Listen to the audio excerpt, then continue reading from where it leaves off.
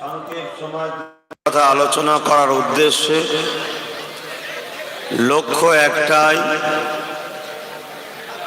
মহান স্রষ্টাকে খুশি রেখে দুনিয়ার বুকে শান্তি প্রতিষ্ঠিত করা,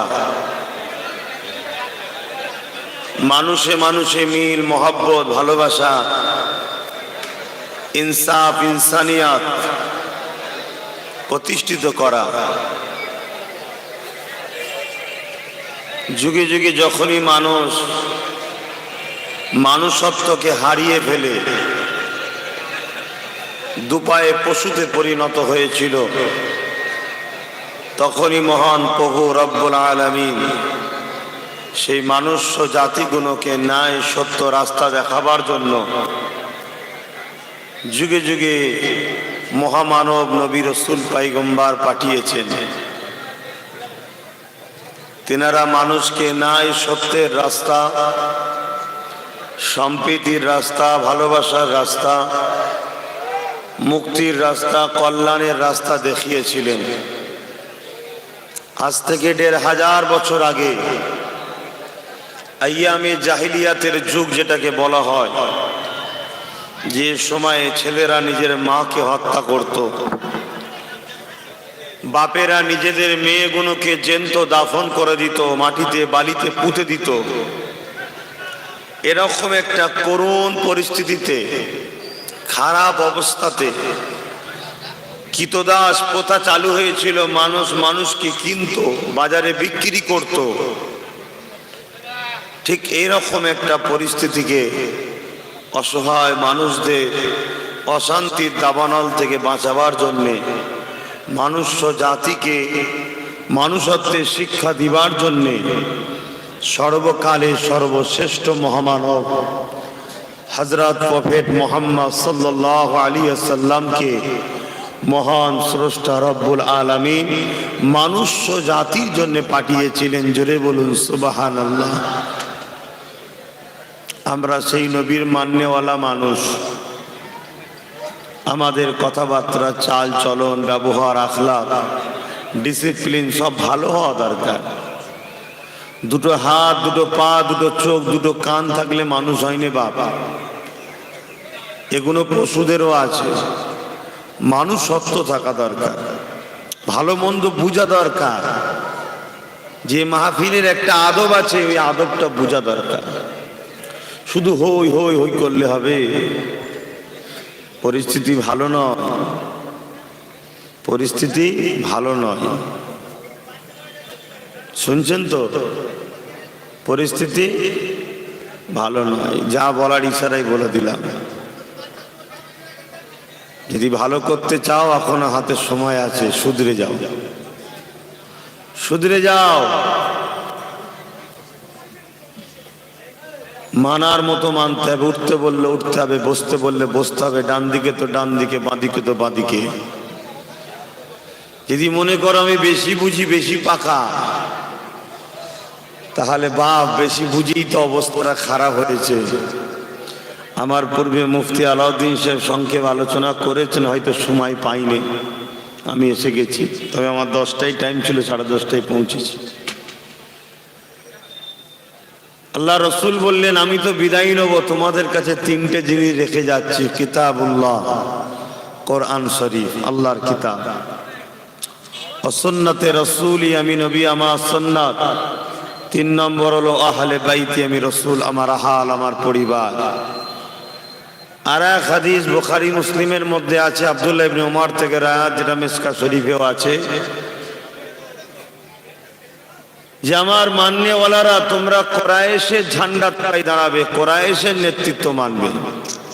আজ কোরাইশ পরিবারের একটা সদস্য হিসাবে আপনাদেরকে বলছি, বাঁচাবার চেষ্টা করছি। তাই প্রথম বলবো, রসুল বলেছেন তোমরা যেখানে সত্য ন্যায়ের আলোচনা শুনবে, ওখানে গিয়ে চুপ করে বসে যাবে এবং যে আলোচনা করবে শুনবে। আজকে একটা ইসলামিক জলসা, ইসলাম সালাম থেকে এসেছে, যার বাংলা মানে হলো শান্তি। অর্থাৎ এমন একটা সিস্টেম বা এমন একটা রাস্তা বা এমন একটা নিয়ম কানুন যেগুলো অনুসরণ করলে শান্তি পাওয়া যায়, তারই নাম হলো ইসলাম। জোরে বলুন সুবহানাল্লাহ। আরেকটু খোলাসা, মহান স্রষ্টা রব্বুল আলামিন তিনি আমাদের জন্য যেটা ভালো, সেই ভালো রাস্তা দেখিয়েছেন, ওই রাস্তাটার নাম হলো ইসলাম। জোরে বলুন সুবহানাল্লাহ। ধরুন এই যে আজকে মাইক সেট, আমি যাতে মুখ দিয়ে লাউড স্পিকারে কথা বলছি, বক্স আছে, মাইক আছে, এটা মাইক্রোফোন, ঠিক তেমনি মোবাইলও রয়েছে, ইত্যাদি ইত্যাদি। তো এগুলো অ্যাকচুয়ালি যারা তৈরি করেছে, এগুলো স্রষ্টা যারা, সৃষ্টি যারা করেছে, তৈরি যারা করেছে, তারা এটার জন্য একটা গাইড বুক দিয়েছে। প্রত্যেকটা জিনিসের দেখবেন একটা করে গাইড বুক থাকে, কিভাবে ইউজ করতে হবে, কোন জিনিস থেকে দূরে রাখতে হবে, কোনটা এর জন্য খারাপ, কোনটা এর জন্য ভালো, টোটাল সিস্টেমটা কিন্তু এই গাইড বুকে আছে। সেই গাইড বুক অনুযায়ী যদি পরিচালনা করা হয় তাহলে নিশ্চিন্তায় থাকা যায়। আর গাইড বুকের খেলাফ যদি পরিচালনা করা হয় তাহলে জিনিসটা নষ্ট হয়ে যায়। ঠিক তেমনই মানুষকে যিনি সৃষ্টি করেছেন তিনিও মানুষের জন্য গাইড বুক যুগে যুগে পাঠিয়েছেন। শত শেষ গাইড বুক এবং চূড়ান্ত ফয়সালা হলো আল কোরআন, কোরআন শরীফ। জোরে বলুন সুবহানাল্লাহ। আর এই কোরআন এসেছে হুদাল লিন্নাস, মানুষ জাতির জন্য, মুসলমানের জন্য শুধু আসেনি, মানুষ জাতিকে গাইড বুক দেখার জন্য কোরআন।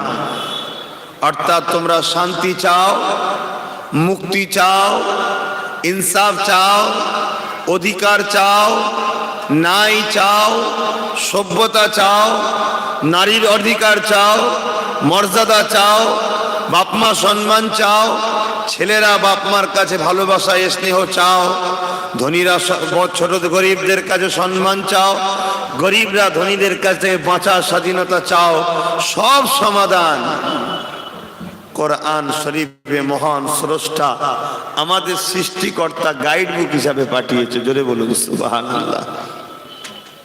আর এই গাইড বুকটাকে বুঝাবার জন্য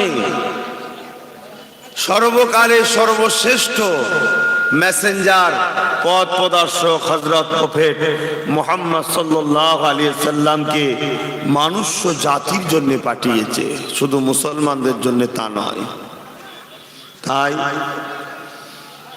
আজ আমি সংক্ষেপে আলোচনা করব। দোয়া করেন আল্লাহ বলার তৌফিক দেন।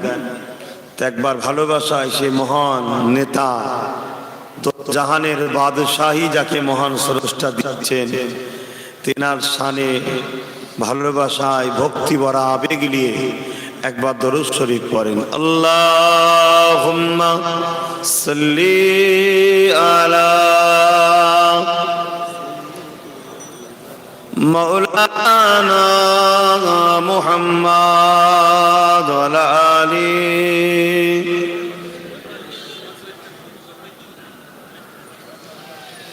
বাবা তার সিস্টেম দাও না ভাই আমার। যত মানুষ মডার্ন হচ্ছে তত মানুষ বিপদেও পড়ছে, ওইটাকে লাগিয়ে দাও না। তাহলে ইসলাম সমস্ত সমস্যার সমাধান ইসলামে আছে। ইসলাম কমপ্লিট না আনকমপ্লিট? একটু বলেন সকলে, ইসলাম কমপ্লিট না আনকমপ্লিট? সকলে আওয়াজ দিয়ে বলুন কমপ্লিট। তাহলে আপনার দুনিয়াবি জিন্দেগিটা কিভাবে চলবে এটা ইসলামে এর শিক্ষা বা রাস্তা দেখানো আছে না নাই? আচ্ছা,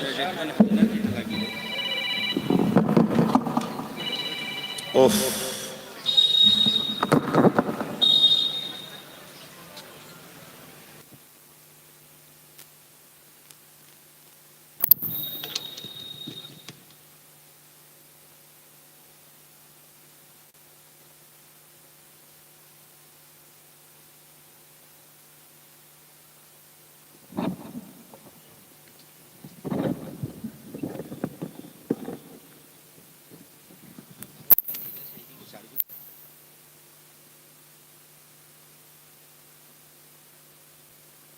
সুইচটা অন করা আছে,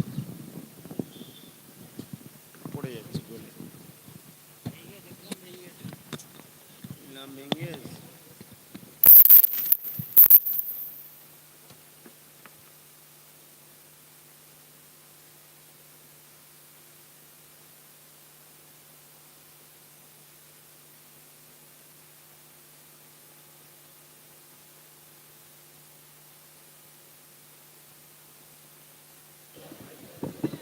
ঠিক আছে না বাবা, এমনি করোনা চলছে, মুখের কাছে নিলে করোনা ঢুকে যাবে।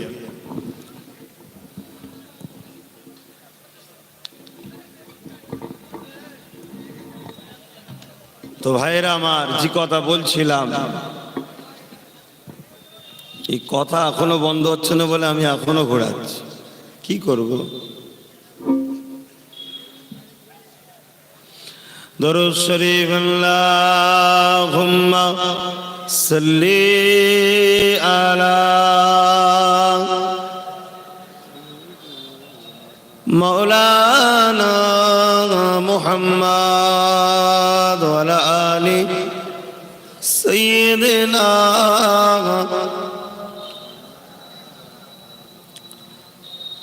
أعوذ بالله من الشيطان الرجيم.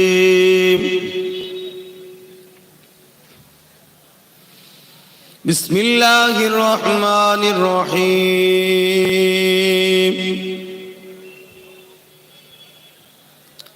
قال الله تعالى في كلام المزيد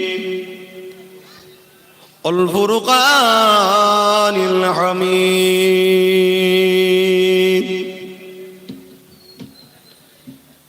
إن الله وملائكته يصلون على النبي يا أيها الذين آمنوا صلوا عليه وسلموا تسليما. اللهم صل على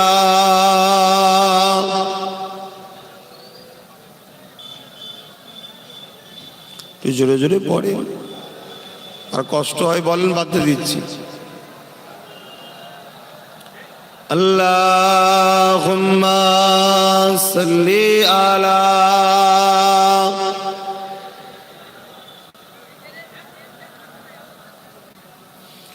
ওয়া আলা আলি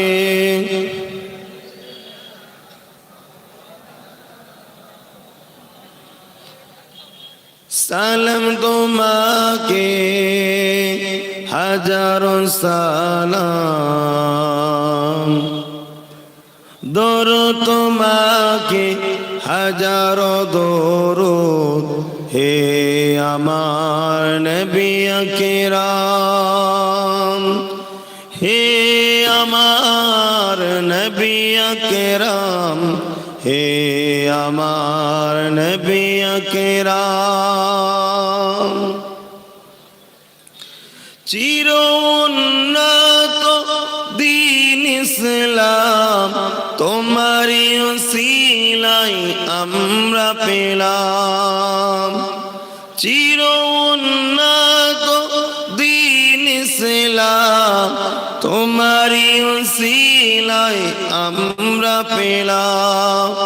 হে আমার নবী আকরাম, হে আমার নবী আকরাম, দরুদ তোমাকে হাজারো দরুদ, হে আমার নবী আকরাম। আল্লাহুম্মা সাল্লি আলা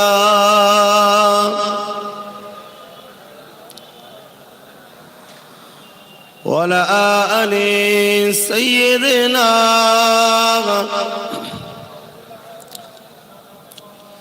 কালিমে লা ইলাহা ইল্লাল্লাহ, লা ইলাহা ইল্লাল্লাহ, লা ইলাহা ইল্লাল্লাহ, লা ইলাহা ইল্লাল্লাহ, ইল্লাল্লাহ লা ইলাহা ইল্লাল্লাহ লা ইলাহা ইল্লাল্লাহ লা ইলাহা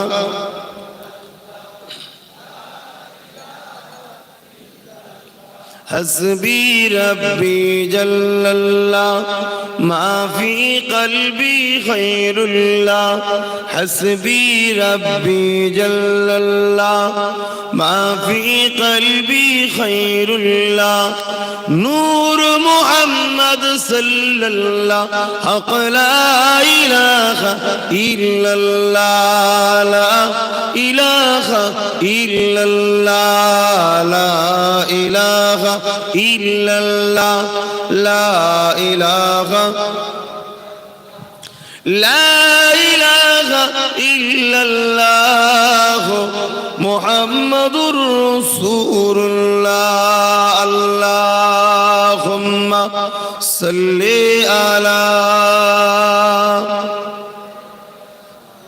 مولانا محمد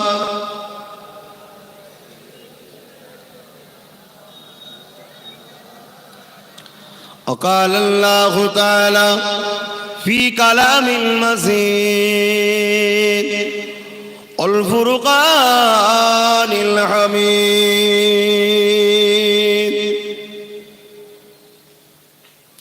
لقد كان لكم في رسول الله أسوة حسنة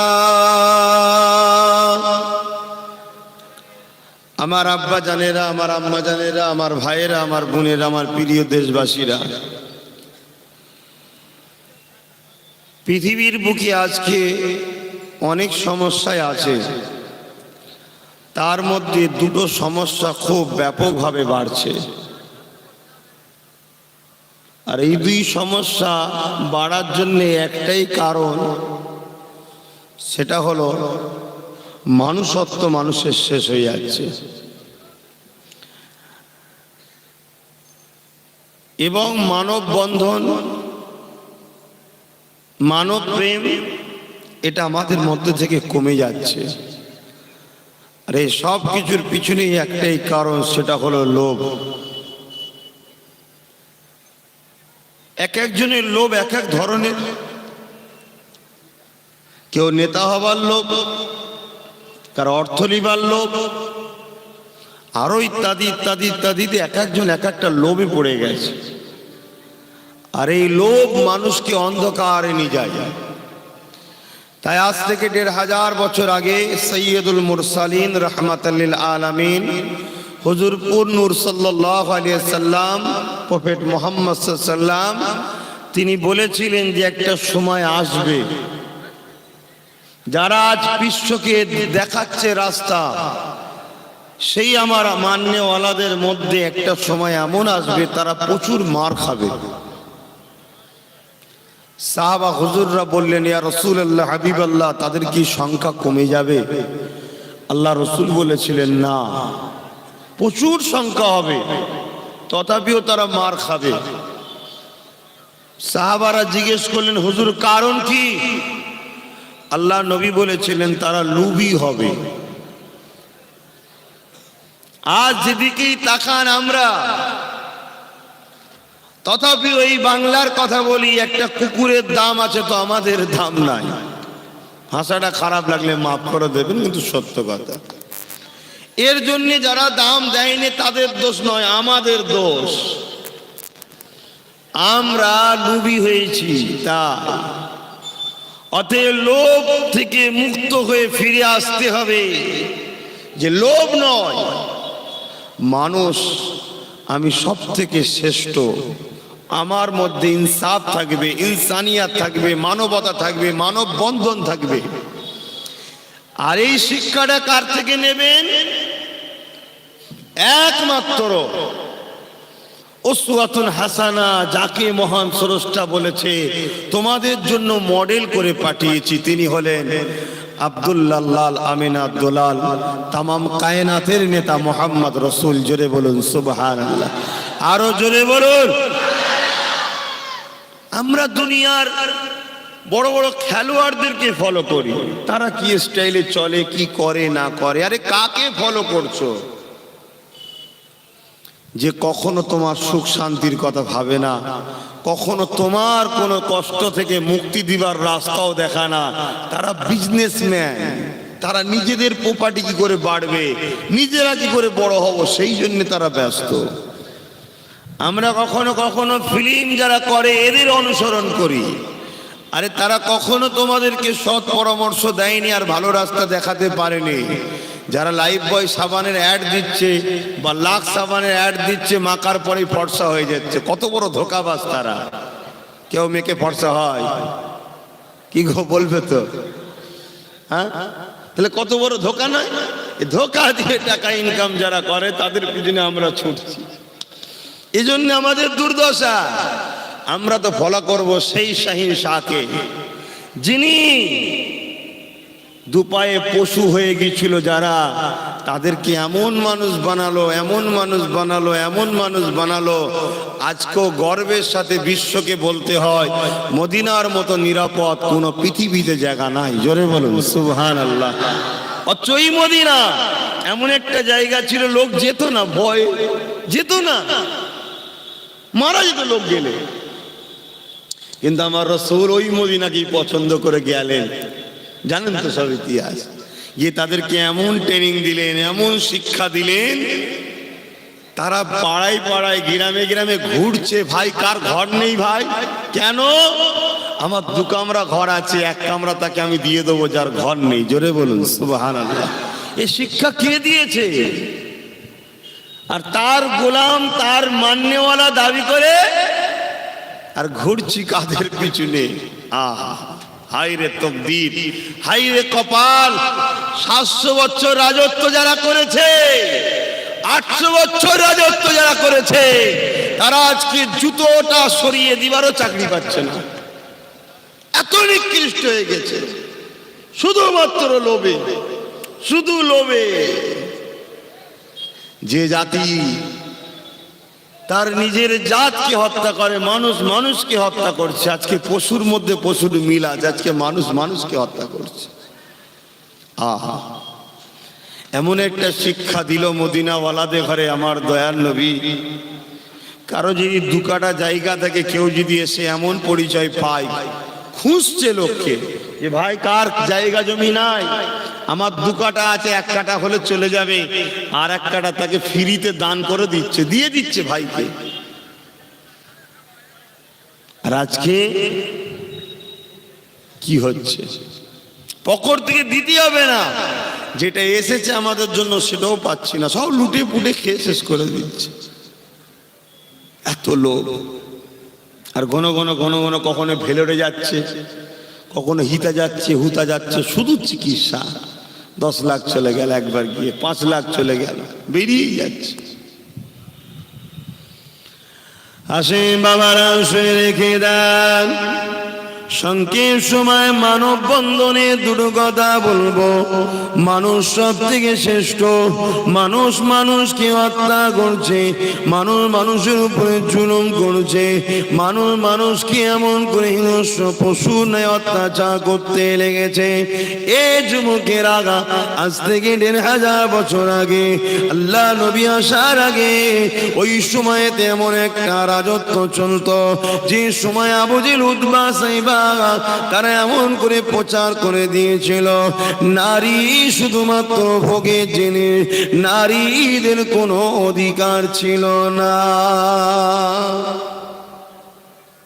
নারীদের ঘরে জ্যান্ত মাটিতে পুঁতে দেওয়া হতো, হত্যা করা হতো, এবং বাজারে কিনতে পাওয়া যেত মেয়ে ছেলে।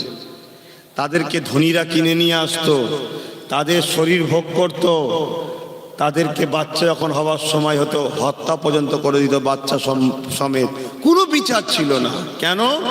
নেতৃত্ব গিয়েছিল জাহেলদের হাতে, পশুদের হাতে। রেপ, ধর্ষণ, রাজানি, খুনোখুনি, নারীকে একটা মারা যেন ফ্যাশন, সেরকম কিছু টাচ কিন্তু আমার দেশেও আজকাল হচ্ছে। ঠিক না বেঠিক? ভাবো।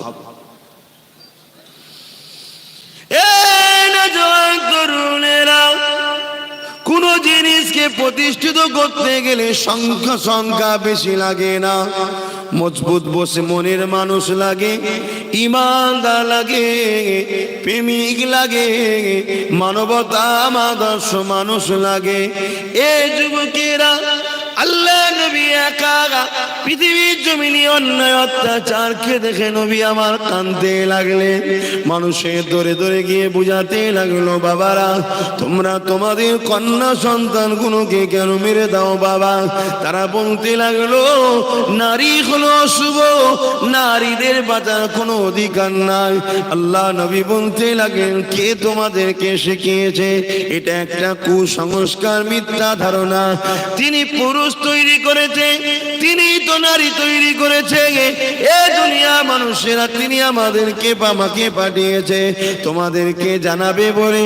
শুনে রেখে দাও, কারো ঘরে যদি নারী সন্তান হয়, এর মানে ওই বাপকে বাড়িওয়ালাকে মহান প্রভু আল্লাহ শান্তি রহমতের খবর পাঠায়।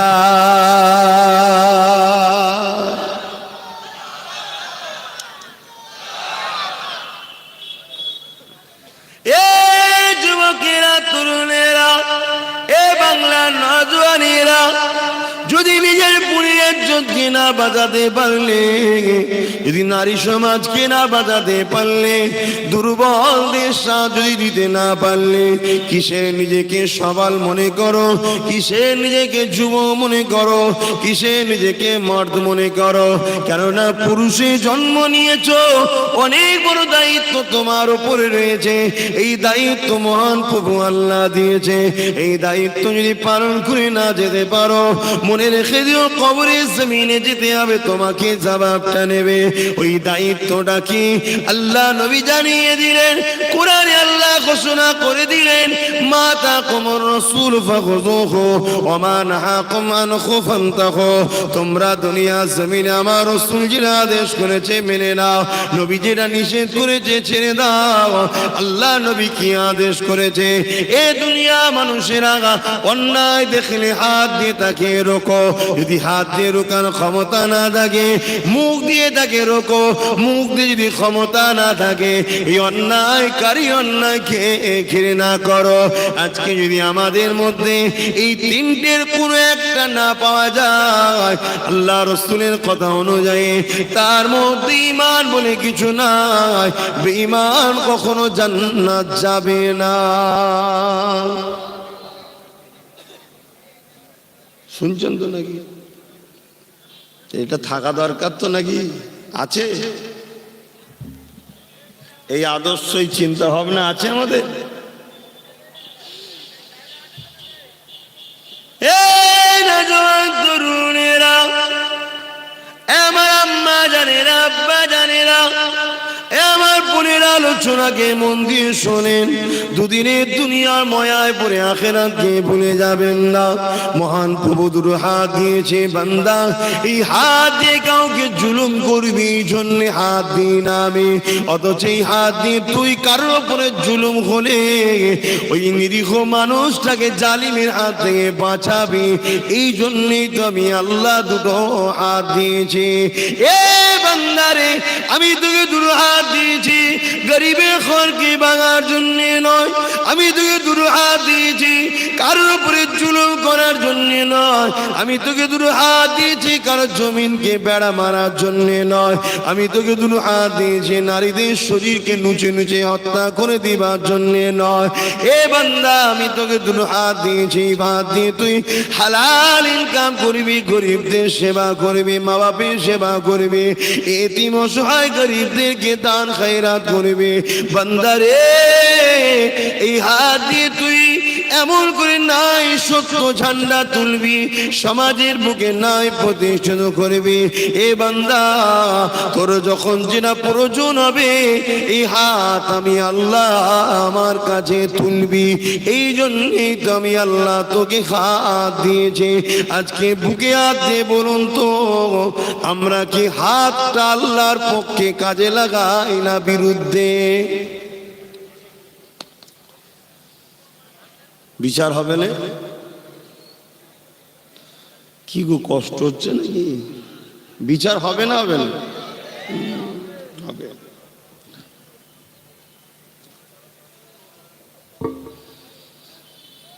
আল্লাহর কোরআন বলছে যখন তোমরা আল্লাহকে আর রসুলকে ভুলে যাবে তখন আমার আল্লাহ জালিম রাজা বসিয়ে তোমাদেরকে সাইজ করবে। বুঝতে পারছেন? তাহলে কাকে কে বসিয়েছে বুঝতে পারছেন তো নাকি? কিন্তু বাংলা একটা আলাদা কালচারে চলে, আলাদা পরিবেশে চলে।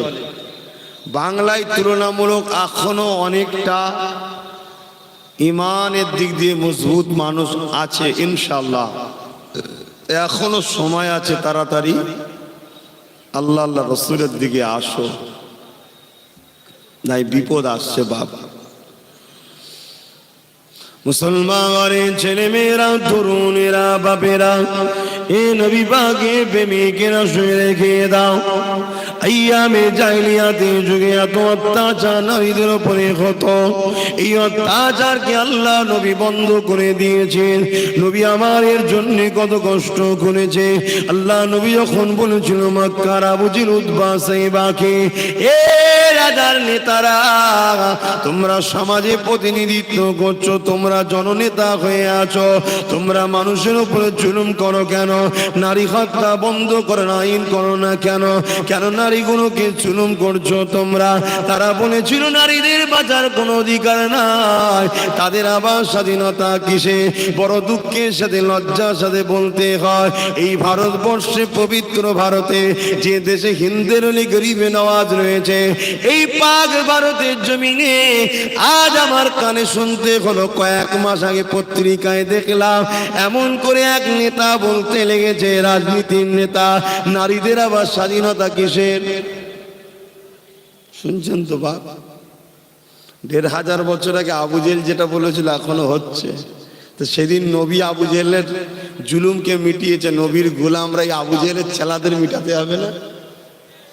কিন্তু তোমরাই যদি বাপ ঝিমিয়ে যাও তো মিটাবে কারা?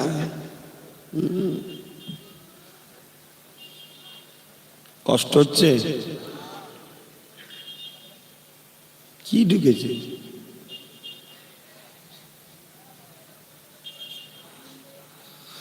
মুসলমানের ছেলে মেয়েরা, তরুণেরা, বাপেরা, নজওয়ান তরুণেরা, এই নবী পাকের প্রেমিকেরা, আল্লাহ নবী, নূর নবী, নবী রাহমাতুল লিল আলামিন নবী আমার মানুষকে মানবতার শিক্ষা দিলেন। কেমন শিক্ষা নবী পা দিয়েছেন দেখে। আল্লাহ নবী, নূর নবী, দয়া নবী একদিন মদিনা নববী শরীফে কিছু মানুষ দিকে নিয়ে প্রশিক্ষণ দিতে লেগেছে, বিভিন্ন সমাজসেবী মানবতা প্রেমী শিক্ষা দিতে লেগেছে। এমনই সময় দেখা যায় একজন গায়ের ইসলাম মসজিদে নববী শরীফের মধ্যে ঢুকে গিয়ে পেশাব করতে লেগেছে। এমন করে দেখার সাথে সাথে নবী পাকের কাছে যারা শিক্ষা নিতে এসেছিল তারা উঠে দাঁড়িয়ে মানুষটাকে বাধা দিবার জন্য আগাতে লাগলো। আল্লাহ নবী ওই মানুষগুলোকে বললেন, বাবা থামো, ওকে রোকো না বাবা, পেশাবটা করতে দাও বাবা, কেন আমি রাসূলুল্লাহ চাই না ওর ক্ষতি হয়ে যাক। ইয়া রাসূলুল্লাহ কিসের ক্ষতি? ও তো মসজিদকে নাপাক করছে, পেশাব তো অপবিত্র, পবিত্র মসজিদের মধ্যে করতে লেগেছে। আল্লাহ নবী বলেছিলেন, বাবা আমি রাসূলুল্লাহকে আল্লাহ জানিয়েছে মানুষ যখন পেশাব করে, পেশাবটা যদি করতে করতে রুকে দেয় তার এত কঠিন বিমার হয়ে যায় যেটা তার জন্য বড় ভয়ানক ক্ষতি টেনে আনে। আমি রাসূলুল্লাহ চাই না ওই মানুষটার ক্ষতি হোক।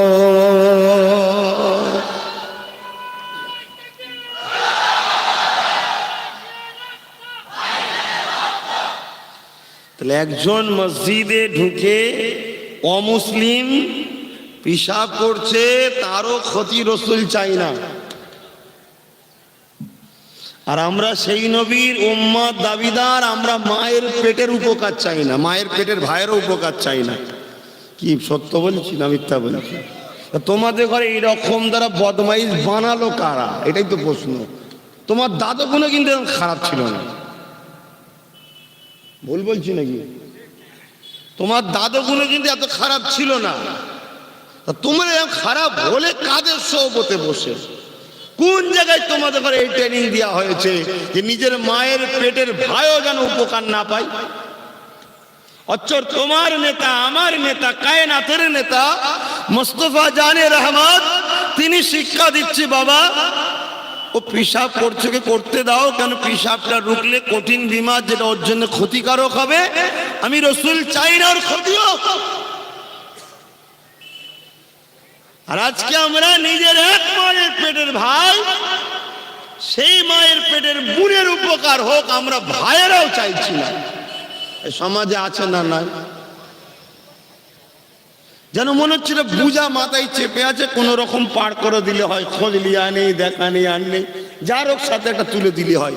এরকম সমাজে ঘটে না? ঘটে না? এই খারাপটা তোমাদেরকে বানালো কারা? আমরা বানিয়েছি? হ্যাঁ কি না বলো? আমরা বানিয়েছি? উলামা হযরতরা বানিয়েছে? ইমাম সাহেবরা বানিয়েছে? তাহলে তোমরা আর কোথায় কোথায় বসো? কাদের কাছে যাও তোমরা? চিনতে পারছো চোরগুলোকে?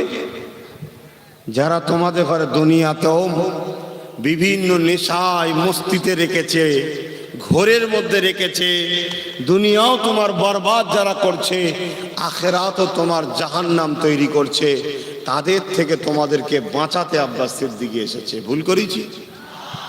যার বাঁচতে ইচ্ছা নাই সে চলে যেতে পারে, বারে দরজা তো খোলা রয়েছে, কি সুন্দর গেট করেছে, চলে যান।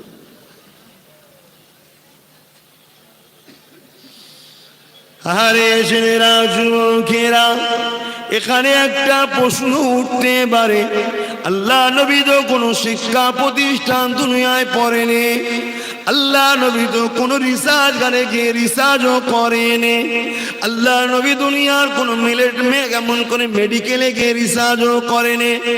এই যুবকেরা, তাহলে ওই মানুষটা পেশাব রুখলে যে ক্ষতি হবে এটা আমার রাসূলুল্লাহ কি করে জানলো?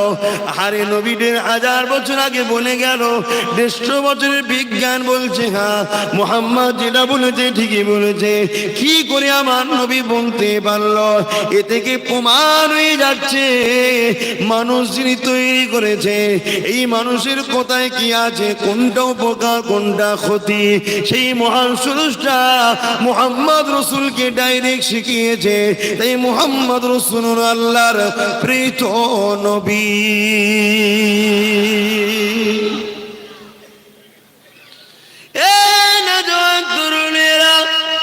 মানুষটা পেশাব করে নিয়ে যখন চলে যেতে লাগলো, আল্লাহ নবী বড় নরম সুরে ডাক দিল, আব্দুল্লাহ, এ আল্লাহ বান্দা দিকে আসো বাবা। মানুষটা গিয়ে আসলো, রাসূলুল্লাহ নরম সুরে একটা কথা বললো, বাবা এটা পবিত্র ইসলাম ধর্মের পবিত্র জায়গা বাবা, এখানে আমরা মহান স্রষ্টা রব্বুল আলামিনকে সিজদা দিই, রুকু দিই বাবা, ইবাদত করি বাবা, এই জায়গায় পেশাব করতে নাই বাবা, দ্বিতীয়বার আর করো না বাবা। ওই মানুষটা আল্লাহ নবীর এত সুন্দর কথা শোনার পরও কিন্তু নবী পাককে বলেছিল, মুহাম্মদ তোমার পবিত্র জায়গা তো আমি কি করব? এত মিজাজ দেখাবার পরও আল্লাহ নবী মানুষটাকে মুচকে এসে বিদায় দিয়ে দিলে, সঙ্গী যারা শিক্ষা নিতে এসেছিল আল্লাহ নবীর আদর্শ দেখে অবাক হয়ে বলতে লাগলে, এ আব্দুল্লাহর বেটা মুহাম্মদ সাল্লাল্লাহু আলাইহি ওয়াসাল্লাম, ওই মানুষটা একদিকে অন্যায় করলো, অপর দিকে তাকে মিষ্টি ভাষায় আপনি বুঝালেন, আপনার সঙ্গে অমানবিক ব্যবহার করলো, হুজুর আপনি তাও কিছু বললেন না। আল্লাহ নবী বলেছিলেন, বাবা শুনে রেখে দাও, যে অন্যায় করে, যে জুলুম করে, তার থেকে বড় হলো যে ক্ষমা করে দেয় বাবা। মানুষকে মাফ করতে শেখো বাবা, মানুষ মাত্র ভুল হয়ে যায় বাবা, ও একদিন না একদিন নিজের ভুল বুঝে যাবে বাবা। এই ক্ষমা করে দেওয়াটাই হলো মানবতা।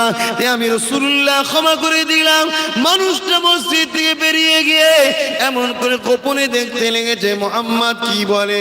আল্লাহ নবী লোকগুলোকে বললেন, সাথীদেরকে বললেন, পানি নিয়ে আসো। পানি নিয়ে এসে পেশাবটা ধুয়ে দিতে লাগলেন।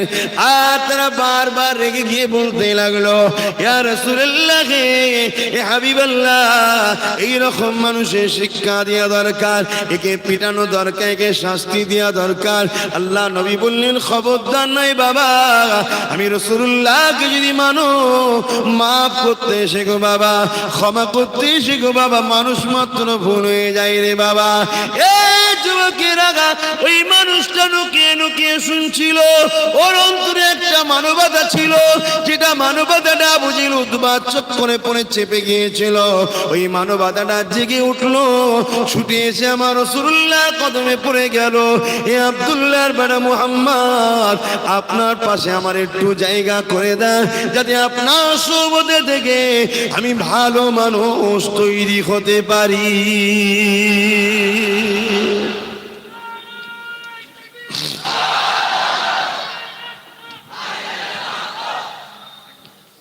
ভাবুন, ইনসাফ কাকে বলে, মানব বন্ধন কাকে বলে, মানব প্রেম কাকে বলে।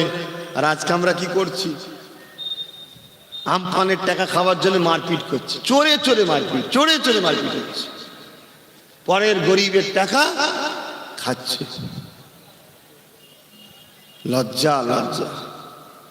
পরিবর্তন হন। 500 টাকা 1000 টাকা পাওয়ার জন্যে ঝান্ডালে ঘুরছে।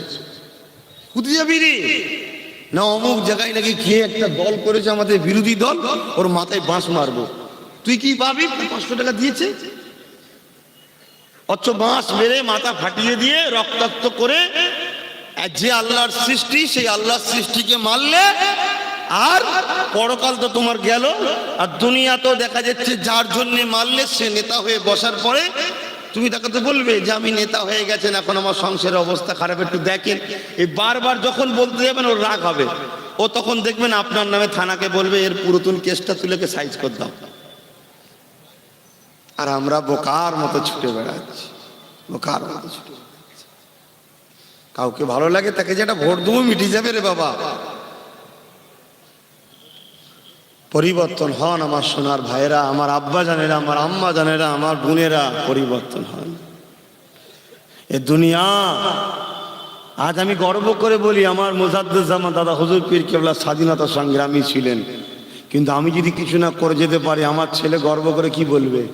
আমার বাপ খেয়েছে, ঘুমিয়েছে আর গাড়ি বাড়ি করেছে, তাই তো তোমার ভবিষ্যৎ তোমাকে কি বলবে সেটা ভাবো। যে আমার বাপ শুধু দালালি করেছিল এটা বলবে না তো, এর পিছনে ঘুরে ওর পিছনে ঘুরে দালাল ছিল। ভাষা খারাপ লাগছে নাকি? মাফ করবেন, আনবেন না বলবো না, এনেছেন যখন বলবো শুনতে হবে। কেন এই বলার পারমিশন আমার আল্লাহ আমায় দিয়েছে, তাই তো জবানে কথা দিয়েছে। যদি আমাকে বলার কথা না দিত, পারমিশন না দিতেই বলতে পারতাম না। তবে যা কিছু বলছি কোনো দাদা দিদি নেতা নেত্রী কাউকে খুশি করার জন্য নয়, সবটাই মহান স্রষ্টাকে খুশি করার জন্য। কেননা মান আহাব্বা লিল্লাহ ওয়া আবগাদা লিল্লাহ ওয়া আতা লিল্লাহ ওয়া মানাআ লিল্লাহ ফাকাদ ইসতাকমালাল ঈমান। একটা ভোট যখন দেবেন ওই ভোটটা আল্লাহর খুশির জন্য দিতে হবে, অন্য কারণে দেওয়াটাও হারাম। চলে আসেন কোন মুফতি আছেন তো বলুন, কোন কাজ আল্লাহ ছাড়া কোনো কারণে হবে না। আপনি কিসের মুসলমান দাবি করছেন? কিসের আপনি দাবি করছেন যে আমি আল্লাহকে মানি?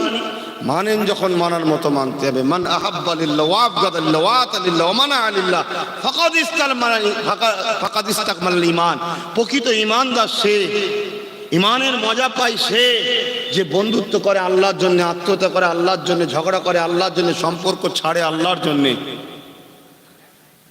আমি কাউকে যখন সাপোর্ট করব আমার মাথায় যেন এটা থাকে যে এই লোকটা জিতলে সমাজে গরিবের উপকার হবে, গরিব আল্লাহর সৃষ্টি বাঁচবে, আল্লাহর সৃষ্টি অসহায় সৃষ্টিগুলো বাঁচলে আমার আল্লাহর সৃষ্টি খুশি হবে, এই জন্য আমি দিচ্ছি তাকে।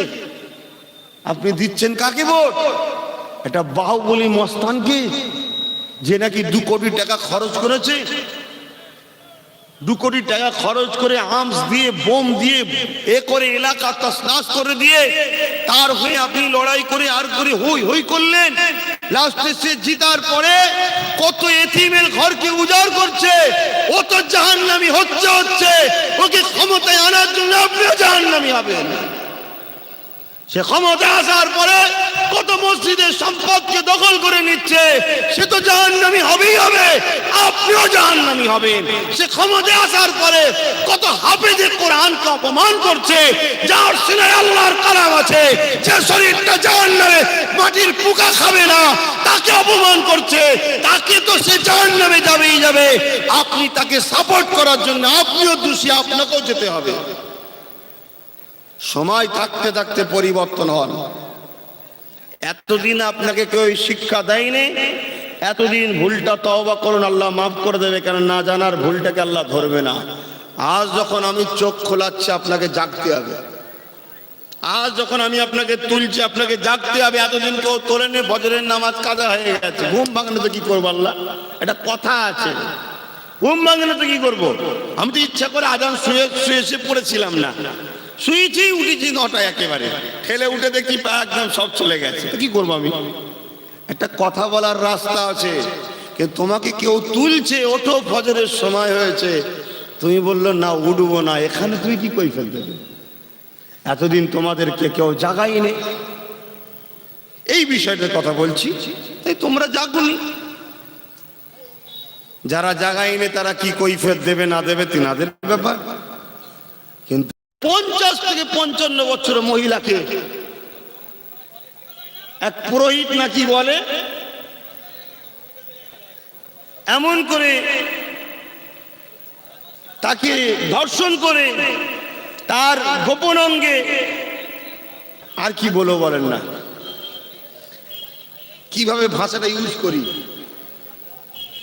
সেটা মা সমতুল্য বয়সের মানুষ, তাকে পর্যন্ত হত্যা করে দিল। একটার পরে একটা পুরো দেশ জুড়ে নারী হত্যা যেন একটা শাসন হয়ে গেছে। তারা হত্যা করছে, তারা বিন্দাস ঘুরে বেড়াচ্ছে, আর ওই হত্যাকারীদের বিরুদ্ধে যারা আওয়াজ তুলছে তাদেরকে জেলে ভরা হচ্ছে। আজও কি সমাজকে কাজ সময় হয়নি? নিজের মায়ের পেটে এলেই শুধু ওটা বোন হয়, পাশের বাড়ির মেয়েটা বোন নয়, এটা তোমার ধারণা এলো কেন?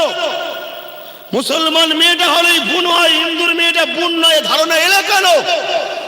প্রত্যেকটা নারী তোমাদের সম্পর্কে বোন হয়, একমাত্র তোমার স্ত্রী ছাড়া। মা তার মধ্যে খসলত আছে, মায়ের গুণ আছে তোমার প্রত্যেকটা নারীর মধ্যে। আজকে সেই জাতের উপরে, সেই নারী সম্প্রদায়ের উপরে কি অত্যাচার হচ্ছে, যে অত্যাচারকে মোস্তফা জান রহমত বন্ধ করেছিলেন। আজকে এই যুবকদের জিজ্ঞাসা করি, লাখ লাখ কোটি কোটি যুবক থাকতে তোমাদের বোনগুলোর উপরে অত্যাচার হচ্ছে, আর কোনো আইন নেই, কোনো বিচার নেই, আর তোমরা বিন্দাস ঘুরছো। তোমাদেরকে রাত্রে বালিশে মাথা দেওয়ার সময় চিন্তা হয় না?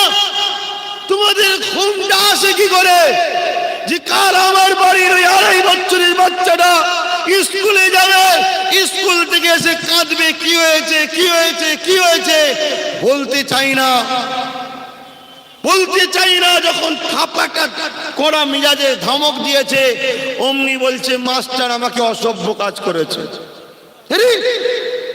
মাস্টার মাস্টার এ সমাজে হচ্ছে না আইনে, তাহলে তোমার বাচ্চাগুলোকে পড়তে পাঠাবে কোথায়? মাস্টার তো গুরু সমতুল্য, বাবা সমতুল্য।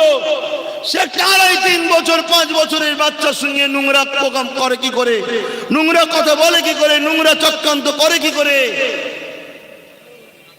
দুঃখের সাথে বলতে হয়, যারা প্রকৃত উপযুক্ত শিক্ষক, যারা উপযুক্ত জ্ঞানী, তারা 12 লক্ষ টাকা দিতে না পাওয়ার জন্য বেরিয়ে চলে গেল। যারা উপযুক্ত নয়, 12 লাখ দিবার জন্য চাকরি পেয়েছে, তাই নারী আজকে বঞ্চিত হচ্ছে। বোঝাতে পেরেছি না পারিনি? আজ এই সমাজে ওই প্রকৃত শিক্ষকগুলোর জন্য কথা বলবে কারা? কাদের কাছে গিয়ে তারা দুঃখের কথা তুলবে যে ভাই আমার সব আছে, শুধু আমি গরিব বলে চাকরি পেলাম না, 12 লাখ চেয়েছিল দিতে পারিনি বলে। একটা নারী শিক্ষিকা যদি হয়, তাকে বলবে 12 লাখ দাও, সে বলছে দিতে পারবো না, পয়সা নাই, তখন বলছে পার্সোনাল রুমে দেখা করো। সে কার কাছে এসে বলবে ভাই আমাকে নোংরা কথা দিয়েছে, 12 লাখ টাকা চেয়ে দিতে পারিনি, জমি জায়গা বিক্রি করে এই পড়াশোনাটুকু করেছিলাম, উপযুক্ত হওয়ার পরে চাকরি পেলাম না, কার কাছে গিয়ে অবজেকশনটা দেবে? কোন ভাই আছো যে এই দুঃখের সাথ দেবে। তাই আব্বাস সিদ্দিকী চাইছে বাংলার প্রত্যেকটা গ্রামে 50, 60, 70, 100 করে যুবক তৈরি হও। আগামী দিন আমাদের বুনেদের উপরে, আমাদের উপযুক্ত ভাইদের উপরে কেউ বেইনসাফি করলে তাকে উপযুক্ত গণতান্ত্রিক প্রক্রিয়ায় এর জবাব দেওয়া দরকার আছে না নাই? এর জন্যই জুতোর দাম অনেক বেশি আমি মনে করি, কারণ আমি রাসূলের গোলাম। আমি নেতা হতে আসিনি, কোন জায়গায় ভোটে আমি দাঁড়াবো তার জন্য আসিনি, কিন্তু এই জালিমগুলোকে মিটাতে গেলে কিছু সৎ চরিত্রবান পাওয়ারফুল নেতারও দরকার আছে। তাই তোমাদেরকে নেতা বানাতে এসেছি, ভালো ভালো লোকদের ঘরে নেতা বানাতে এসেছি। ভুল করছি? এ করার অধিকার আমার দেশ আমায় দিয়েছে না দেয়নি? আমার ইসলাম আমায় দিয়েছে না দেয়নি? বাকি কে দিচ্ছে না দিচ্ছে আর শোনার প্রশ্ন আছে?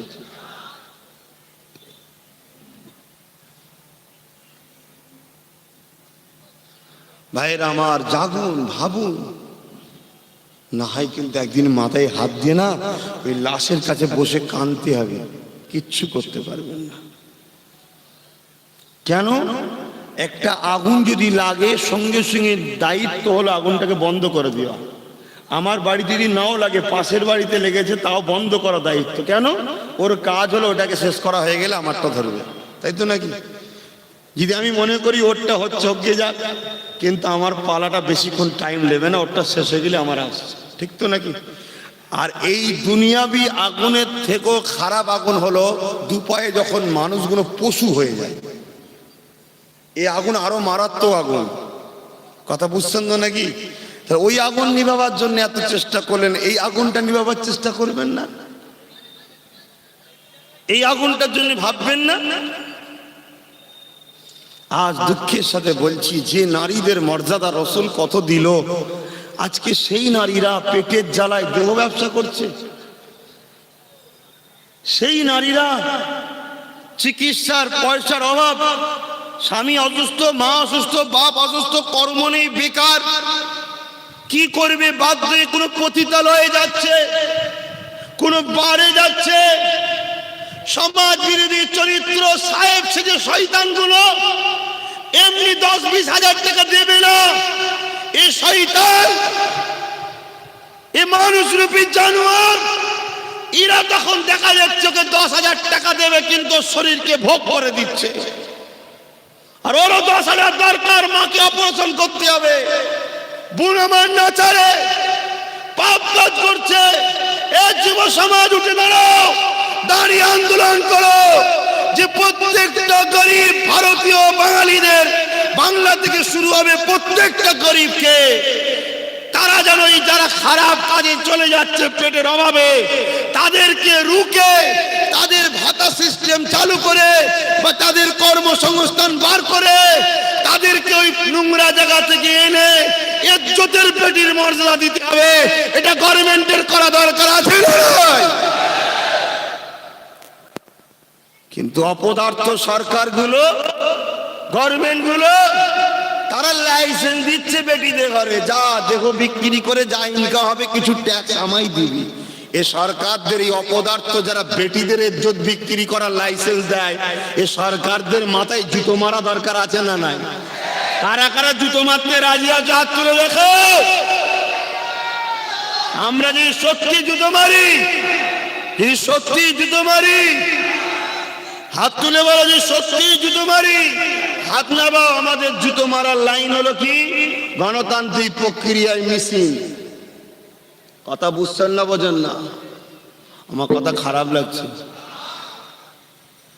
এরপরও যদি কেউ মনে করেন যে না মারার দরকার নেই, আপনি ঘরে গিয়ে আপনার বোনটার দিকে তাকিয়ে একবার ভাববেন, আপনি যদি গরিব হতেন আর আপনার পরিবারে কেউ অসুস্থ, আর আপনার বোনটা আপনাদের চিকিৎসার জন্য যদি কারো কাছে যেত, আপনার কেমন লাগতো?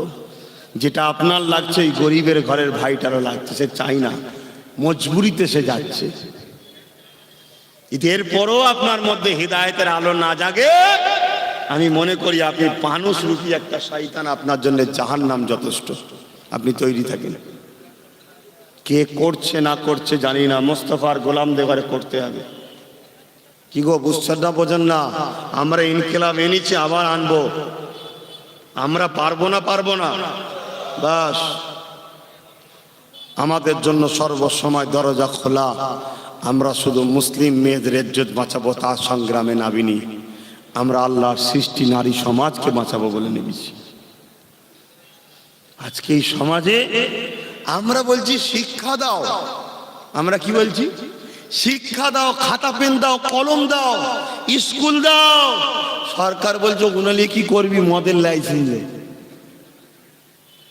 এ ভুল বলছি নাকি? কথা খারাপ লাগছে? সরকার বলছে মদের লাইসেন্স, মদ বিক্রি কর, মদ খা, মাতাল হ। স্কুলে যে কি করবি কলম খাতা নিয়ে? তাহলে ভাবুন কি করতে চাইছে, ভাবুন। ভাবার সময় এসেছে না? আগামী দিন মনে রাখবেন, আপনার ছেলে যখন 20-21 বছর হবে, আপনার ছেলেও একদিন এই মদটা খেয়েছে, আপনাকে ঘরে গলা টিপে ধরবে। মনে রাখবেন, এই সমাজে যদি 100টা ক্রাইম হয়, তার মধ্যে 80টা মদের কারণে হচ্ছে। এই সমাজে যদি 100টা ধর্ষণ হয়, 80টা মদের কারণে হচ্ছে। এই সমাজে যদি 100টা পরিবার ডিভোর্স হয়ে যায়, তার জন্য 80টা মদের কারণে হচ্ছে। এই সমাজে যদি 100টা মানুষ দুর্নীতি করে, ডাকাতি করে, খুনোখুনি করে, তার মধ্যে 100-র মধ্যে 80টা হলো মদের কারণে। তাহলে আজ আমার দেশের সংবিধান মদের পক্ষে নয়। তাহলে আজকে সেই মদ মুক্ত বাংলা করার চেষ্টায় যুবকদের রুখে দাঁড়িয়ে আন্দোলনের দরকার আছে না নয়? চিৎকার দিয়ে বলা আছে না নয়? যারা মদ মুক্ত বাংলা চাও হাত তুলে দেখাও। তোমরা মদ মুক্ত বাংলা চাও তো নাকি? আলহামদুলিল্লাহ। বাকি যারা কয়েকজন হাত তুলবে কি তুলবে না তাদের ব্যাপার। তোমরা যারা হাত তুলেছো তোমাদের বলি, মনে হয় মাতালদের দ্বারা মদ মুক্ত বাংলা করা যায়? মাতাল নেতা খুঁজলে হবে? এ কথা বুঝছেন না, বোঝেন না? বড় ধিৎকার, বড় লজ্জা, ভাষায় বলতে আজকে বড় ঘৃণা লাগছে। কেন? একটা সময় ভেবেছিলাম ভালো মানুষ, তাই আমিও বলেছিলাম সাপোর্ট করো। আজকে শোনা যাচ্ছে তিনি বলেছিলেন কোন নারী ধর্ষিতা হলে 2 লাখ না কত 1.5 লাখ পাবে। এটা লজ্জা নয়? হ্যাঁ, এটা লজ্জা নয়? একটা মায়ের ইজ্জত 2 লাখ, একটা বেটির ইজ্জত 2 লাখ বিক্রি করবে? এটা কি হচ্ছে? এটা কি দেশ চালানো হচ্ছে না ধর্ষণের কারখানা তৈরি করা হচ্ছে? এই সব কথাগুলো যে বলছি এই মেম্বারে দাঁড়িয়ে আপনাদের খারাপ লাগছে? ধর্ষণের পক্ষে ইসলাম না বিরুদ্ধে? তাহলে আমি পক্ষে থাকবো না বিরুদ্ধে যাব? আপনারা তাহলে 2 লাখ যে দিচ্ছে সে পক্ষে না বিরুদ্ধে? কথা মাথায় ঢুকছে? ঢুকাও। আর নাই মনে রেখে দিও, করোনা যে চলে গেছে তা নয়। করোনা যে চলে গেছে তা নয়, ঘুরে আবার আসতে পারে। কথা বুঝছেন না, বোঝেন না? একবার হালকা করে দিয়ে শুধরে দিল যে হারাম খাসনি, তাই গরুর মুখে যেমন জালি দেওয়া থাকে, দেখেছেন না? কেন? মাটালি যাওয়ার সময় কি জন্য থাকে? এর টান্না ধান খেয়ে ফেলে, এর টান্নার জমিতে মুখ দিয়ে দেয়, তো ওই জন্য আল্লাহ মুখে জালি দিয়ে দিয়েছে। এর তার পয়সা খাসনি, চটের পয়সা খাসনি, আমফানের পয়সা খাসনি, আইলার পয়সা খাসনি, ধান চুরি করিসনি, চাল চুরি করিসনি, এই জন্য জালি দিয়ে দিয়েছে। একটু হালকা করে দিয়ে খুলে দিয়েছে, আবার দেখছে কি করে। যদি বলেন হুজুর আপনিও পড়েছেন কেন, 2টো কথা বলবো। ঝড় এলে বা পাকা আমজি 10টা পরে 1-2 কাঁচা পড়ে যায়। কেন পড়ে? পাকার সাথে থাকার জন্য পড়ে। তো তোদের সাথে আছি বলে পড়ছে। দ্বিতীয় নম্বর, করোনা আসার আগ থেকেও কিন্তু আমি মাস্ক পরতাম, দেখেছেন না? আমি জলসায় যখনই আসতাম মুখে কাপড় দিতাম বা ঘিরে রাখতাম। কেন? আমার ধুলোতে সমস্যা হয়, ডাস্ট অ্যালার্জি আছে। ধুলো লাগলেই নাক সকসার করে আর হ্যাঁকছি হয়। কথা বুঝছেন না বোঝেন না? আর হযরতে নবী লূত আলাইহিস সালামকে আল্লাহ বলেছিলেন যে ৮০,০০০ লোক মারবো, তার মধ্যে ৪০,০০০ ভালো, ৪০,০০০ খারাপ। আল্লাহ নবী লূত আলাইহিস সালাম বলছে, আল্লাহ খারাপ লোকগুলো বদমাশি করে মার খাবে উপযুক্ত, তো ভালো লোকগুলো কেন মারবেন? আল্লাহ বলছে ভালো লোকগুলো খারাপ লোকগুলোকে বাধা দেয়নি কেন? তাহলে মাস্ক পড়তে হচ্ছে ভালো লোকেদের করে, কেন খারাপ লোকগুলোকে বাধা দেয়নি কেন? যেমন বললে তো কিছু ইমাম সাহেব খেপে যেতে পারে, কিন্তু সত্যি করে বলুন তো, পরাধীন ইমামের পিছনে নামাজ হয়? একটু বলেন না, আপনারা তো ওলামা হযরত মনে হচ্ছে পড়াশোনা করেন, পরাধীন ইমামের পিছনে নামাজ হয়? বুঝতে পারছেন না?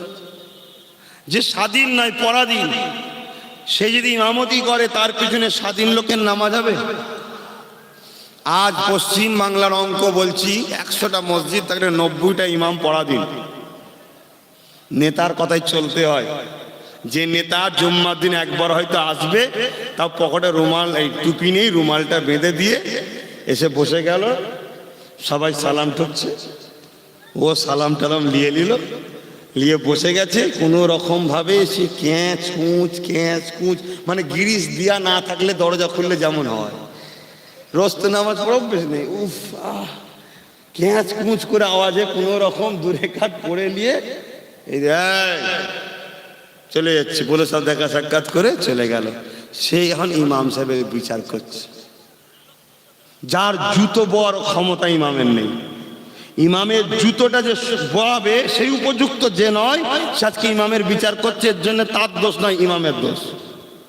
দোষ আমি তাকে দেবো না, ইমামের দোষ। ইমাম নিজের অস্তিত্বকে ভুলে গেছে।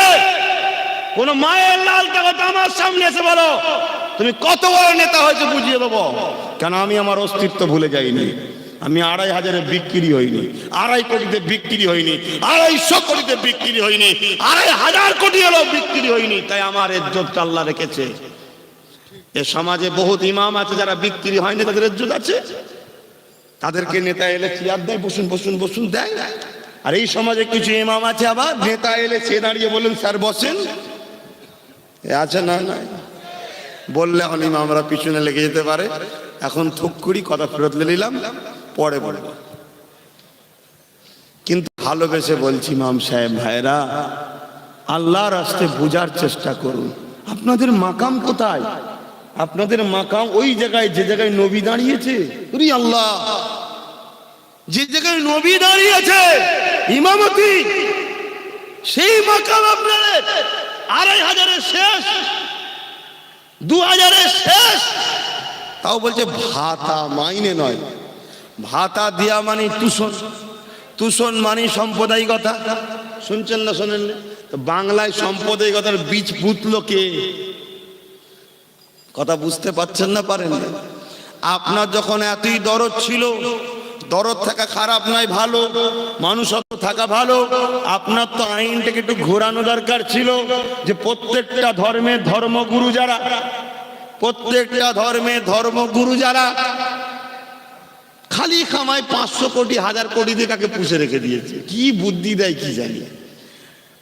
প্রত্যেকটা ধর্মের ধর্মগুরুদের মধ্যে গরিব যারা, যাদের মাইনের ১০,০০০-এর কমে ইনকাম, তাদেরকে ২ কামরা করে ঘর দেবো এবং তাদের ছেলে মেয়েদের পড়া সরকারের পক্ষ থেকে ফ্রি।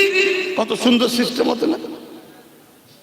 উনি একদম এসে ঘুমটা টুমটা দিয়ে মলি সাহেবদের সাথে বসে এসে হাজির হয়ে গেছি, ২৫০০ দেবো। আর একজন মাথায় হাত দিয়ে বলছে এইরকম মেয়ে বাংলার প্রত্যেক বাড়িতে জন্ম হওয়া দরকার, আমাদের ইমাম সাহেব। আর একজন কলকাতার। সে লাশের লোকটা গেল কোথায়? এই বুঝতে পারছেন না ভাই? ভাই ভাই বুঝতে পারছেন না পারেননি? সে হঠাৎ করে গেল কোথায়? তাকে তোর খুঁজেই পাওয়া যাচ্ছে রে। কিছুদিন লাল আলো লেগে ঘুরছিল দেখলাম, তারপরে আর খুঁজে পাওয়া যাচ্ছে না। আথে বাপ ভাই, এখান থেকে ভালোবাসি, এখান থেকে না, এখান থেকে। তাই বুঝতে চাইছি, কারো পক্ষে যেতে হবে না, কারো বিরুদ্ধে যেতে হবে না। আল্লাহ রসুলের সেই কথার আমল করে, সন্তান মনে করে, ভাই মনে করে, একটা বার আমার কথা শুনে আগিয়ে শুন। ইনশাল্লাহ এই যে বাঁচার রাস্তা শুরু হবে, যত দিন যাবে আমরা আরো তারাক্কি পাবো। বলুন ইনশাআল্লাহ। বিশ্বাস রাখতে পারবেন আমার উপরে? হাত তুলে বলুন রাখতে পারবেন? রাখতে পারবেন না? 500 বিশ্বাস শেষ। একটা মোবাইল, সাইকেল, 2 কামরা ঘর, সরকারি রাজকোষ।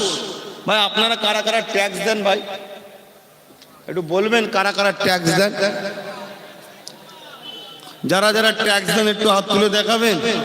বাহ, কত ভালো দেশবাসী আপনারা। ট্যাক্স সবাই দেয়, তাই তো? তাহলে এই যে আমাদের 2 কামরা ঘর বলেন বা সাইকেল বলেন বা কিছু বলেন, এ তো আব্বাস সিদ্দিকী দেয়নি, সরকারের টাকা নয় তো, এ তো আমাদেরই ট্যাক্সের টাকা, ঠিক না বেঠিক? আমাদেরই দেওয়া হচ্ছে। তাহলে কেউ যদি এখন বলে অমুকের সাইকেল চেপে তুমি বিরোধী করছো, হ্যাঁ, মানে কতটা শিক্ষার অভাব। 2 কামরা ঘরলে বিরোধী করছো, কতটা শিক্ষার অভাব। এই কেউ কারো বাপের ঘর থেকে এসে দেয়নি। আমার দেশের সম্পদ থেকে, দেশবাসীর ট্যাক্সের টাকা থেকে দেশবাসীকে দিয়েছে। তোকে দিবার জন্য বসিয়েছিলাম, 2 টাকা দিয়েছিস আর 2000 কোটি অন্য জায়গায় পাঠিয়েছিস। কথা বুঝে আসছে না? নয়, একটা সমীক্ষা দেখছিলাম, যে এই সমীক্ষায় ভারতবর্ষের 2টো জায়গা থেকে টাকা ইনকাম, পার বছরে 120 কোটি মানুষের মাথা পিছু যদি অঙ্ক করে ভাগ করা হয়, প্রত্যেকটা নাগরিক পাবে 40 কোটি করে, 40 লাখ করে টাকা। 120 কোটি মানুষ, শুনছেন তো? 120 কোটি মানুষ পার বছরে পাবে 40 লাখ টাকা। ভারতবর্ষের 2টো সাইড থেকে ইনকাম শুধু। এরপরও ভারতবর্ষে 70 থেকে 75% মানুষ গরিব, আর 20% মানুষ তাদের 2 বেলায় হয়তো খাওয়া হয়নি, বা 1 বেলা হয় আর 1 বেলা হয়নি। কেন ভাই? এবার যদি বলেন আপনি জলসা করতে এসে দেশ কোথায় যাচ্ছে এত আপনাকে বলতে হবে কেন? এজন্যে বলছি, দেশের কথা আলোচনার নামও ইসলাম। যদি কেউ তর্কে আসতে চান আসুন। মাতৃভূমির ভালোবাসা ইসলাম শিখিয়েছে না শিখায়নি? কথা বলছেন না কেন? হযরত প্রফেট মুহাম্মদ সাল্লাল্লাহু আলাইহি সাল্লাম তিনি তিনার শহর মক্কাকে নিরাপদের শহর বানাবার চেষ্টা করেছিলেন না করেননি? তিনি তিনার মাতৃভূমির জন্য চোখের পানি ফেলেছেন না ফেলেননি? যখন তিনি মক্কা ছেড়ে দিয়ে ইয়াসরিবে চলে যাচ্ছে, মক্কার দিকে ঘুরে ঘুরে কেঁদে বলেছিল, হায় রে আমার মাতৃভূমি, আমি তোমায় ভালোবাসি। সেই নবীর গোলাম আজ আমি কেন বলতে পারবো না, হায় রে আমার পাক ভারত, আমি তোমায় ভালোবাসি? এই তোমার বুকে যেসব নেতা চোর, তাদেরকে তাড়াবো কি করে, তাই আমি ব্যাস পেরেশান। তো বলতেই পারি। অসুবিধা হচ্ছে, বোঝার চেষ্টা করেন আমার বাপ ভাইরা। অন্যায় দেখলে প্রতিরোধ যদি না করো, হাত দিয়ে, মুখ দিয়ে, অন্তর থেকে, 3টের মধ্যে কোনো একটা যদি না থাকে, তার মধ্যে ঈমান নাই। আজকে আমার বাংলায় বিজেপি ছিল ভাই, আমার বাংলায় বিজেপি কবে থেকে আসলো? কথা বলছেন না কেন? সত্য কথা বলতে হয়, কবে থেকে এসেছে?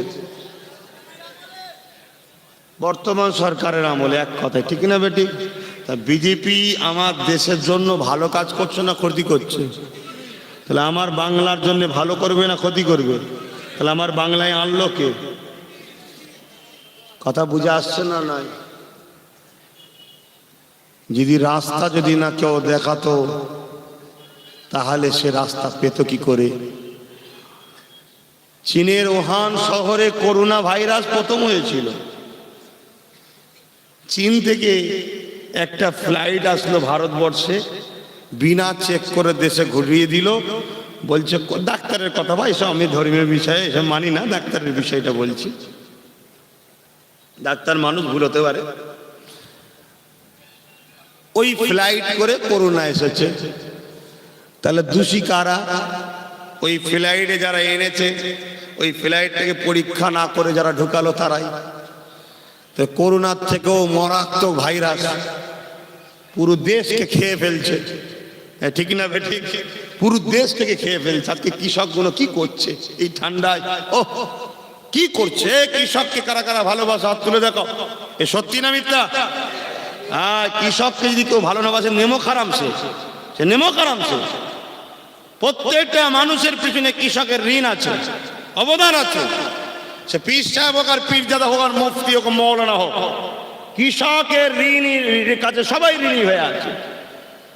অতএব মানবতার খাতিরে এই একটা সুযোগ এসছে কৃষক বন্ধুদের সাথ দেওয়া, ঠিক কিনা বেঠিক? আমি বিভিন্ন জায়গায় প্রোগ্রাম করছি, নিশ্চয়ই আপনারা খবর পেয়েছেন। 14ই জানুয়ারি শহীদুল্লাহ কলেজ থেকে একটা র্যালি আছে। শহীদুল্লাহ কলেজ মাঠ থেকে হাঁটা হবে একটাই, আর ওইটা যে পৌঁছাবে কোন জায়গায়, দেগঙ্গা বেঙ্গল ভিলেজ বলে, ওই পর্যন্ত হাঁটা হবে। ওখানে কিছুক্ষণ প্রোগ্রাম হবে। কৃষকদের স্বার্থে সবার যাওয়া দরকার আছে আমি মনে করি। যদি মানবতা থাকে দাওয়াত দিয়ে গেলাম, সবাই যাবে। শহীদুল্লাহ কলেজ মাঠ থেকে চালু হবে, দুপুর একটাই পৌঁছাবেন, একসাথে হাঁটবেন। আমরা কৃষকদের পক্ষে এবং সমস্ত ভারতবাসীর পক্ষে কারো ক্ষতি করব না। ক্ষতি যে করে সে কখনো দেশপ্রেমিক হতে পারে না। তো যাই হোক, তাহলে সেই জায়গায় আজকে কৃষক ভাইয়েরা কি কষ্ট করছে। এই ঠান্ডা আবার পানি হচ্ছে, কোনো ভুরুক্ষেপ তাদের নেই, পুরো দেশটাকে শেষ করে ফেলছে। তাদেরকে বড় আদর করে যত্ন করে নিজেদের কারখানাতে আস্তে আস্তে আস্তে আস্তে গোপনে সব ঢুকালেন। কথা বুঝে আসছে না? এখন কিছু বক্তা ভাড়া করেছে, কিছু ইমাম ভাড়া করেছে, কিছু মৌলানা ভাড়া করেছে, ভাড়া করে তাদের দিয়ে বলাচ্ছে বিজেপিকে রুখতে হবে। কথা ঠিকই, রুখতে হবে। এ কেমন কথা হচ্ছে না? যিনি আনলো তিনিই বলছে রুখতে হবে। এটা হাস্যকর তো নাকি? ঠিক আছে, মেনে নিলাম রুখতে হবে। তারপরেই বলছে রুকার জন্য বলুন বাম কংগ্রেস কি রুকার ক্ষমতা রাখে, তাদের পজিশন কোথায়? বলছে হ্যাঁ পারবে না। তাহলে বিজেপিকে রুখতে কে পারবে? আম মানুষ বলছে দিদি পারবে। বলছে তাহলে ওনাকে ছাড়া কাউকে ভোট দেবে না। শুনছেন না? শোনেন, কারা প্রচার করছে ভাই? একদল বক্তা মলি সাহেব করছে, ঠিক না বেঠিক? কিন্তু আমি আপনাদেরকে ওই সকল ধোঁকাবাজদের হাত থেকে বাঁচাবার চেষ্টায় কয়েকটা কথা বলছি। কষ্ট হচ্ছে? জানা দরকার আছে না? না? আচ্ছা বলুন তো ভাই, আমার বাড়ির পাহারাদার কাউকে রেখেছিলাম, আমার বাড়ির পাহারাদার কাউকে রেখেছিলাম,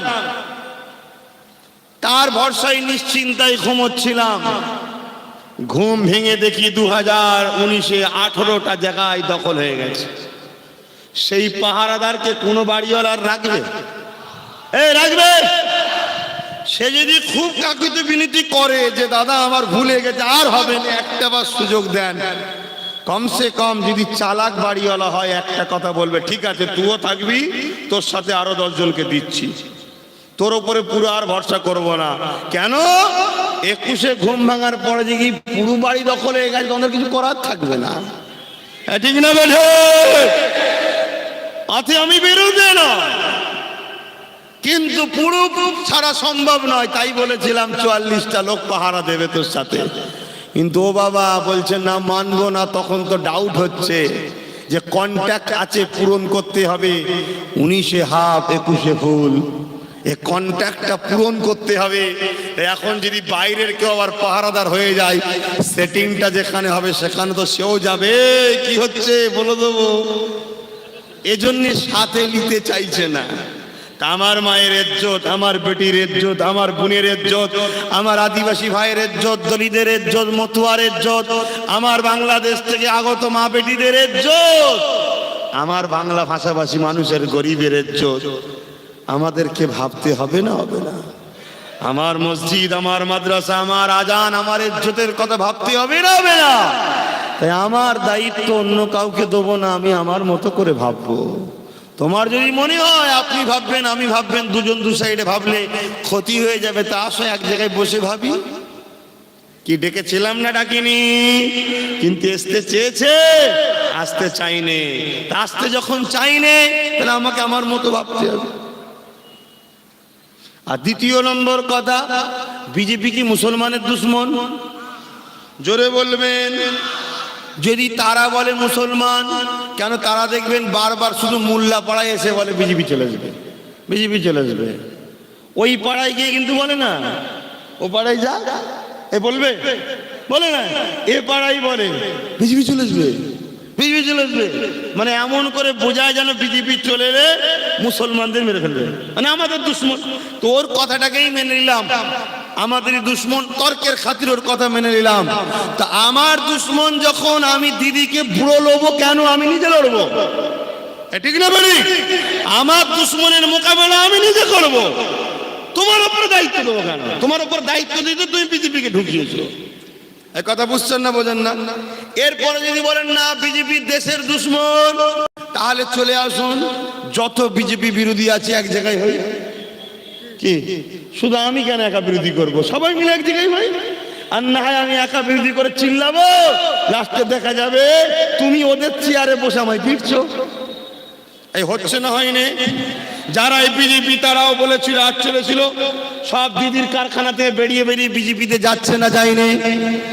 তাহলে কাল যদি আবার চলে যায় তাহলে তো আমরা মার খেয়ে মরে যাবো। এক কথা বুঝছেন না, বোঝেন না? শত শেষ কথা,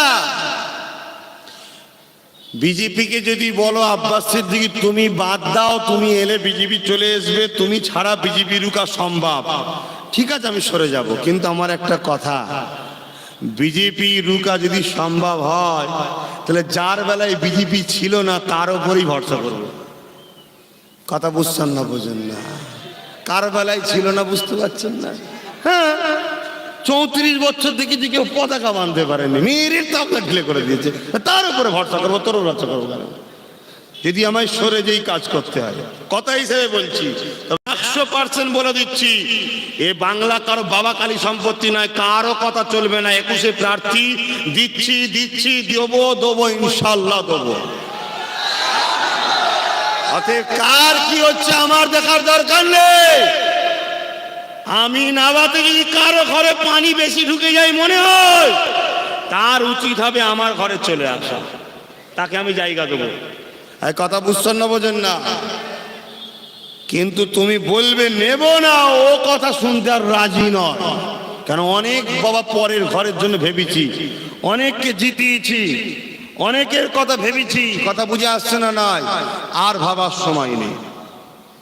আজকে আমার বাড়িতে আদিবাসী ভাইরা আসছে, জঙ্গলমহল থেকে আসছে, পুরুলিয়া থেকে আসছে, নদিয়া থেকে আসছে, পূর্ব মেদিনীপুর থেকে আসছে, আদিবাসী দলিত মতুয়া সম্প্রদায়ের মানুষরা আসছে।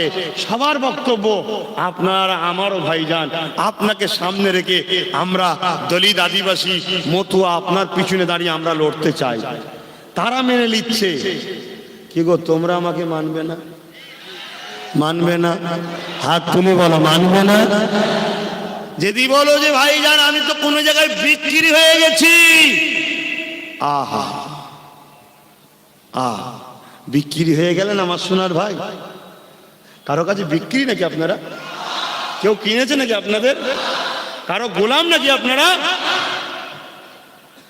বাইরে থেকে এসে ভোটার দিদিকে জিতাই নেই। যারাই বাম ছিল, বামের অত্যাচারে আমাদেরও পরামর্শ পেয়েছে, তারাই দিদিকে জিতিয়েছিল, ঠিক না বেটি? কিন্তু আমার তো একটা কথা মাথায় ঢুকছে না, লোক পরিবর্তন চাইছে, ঠিক তো নাকি?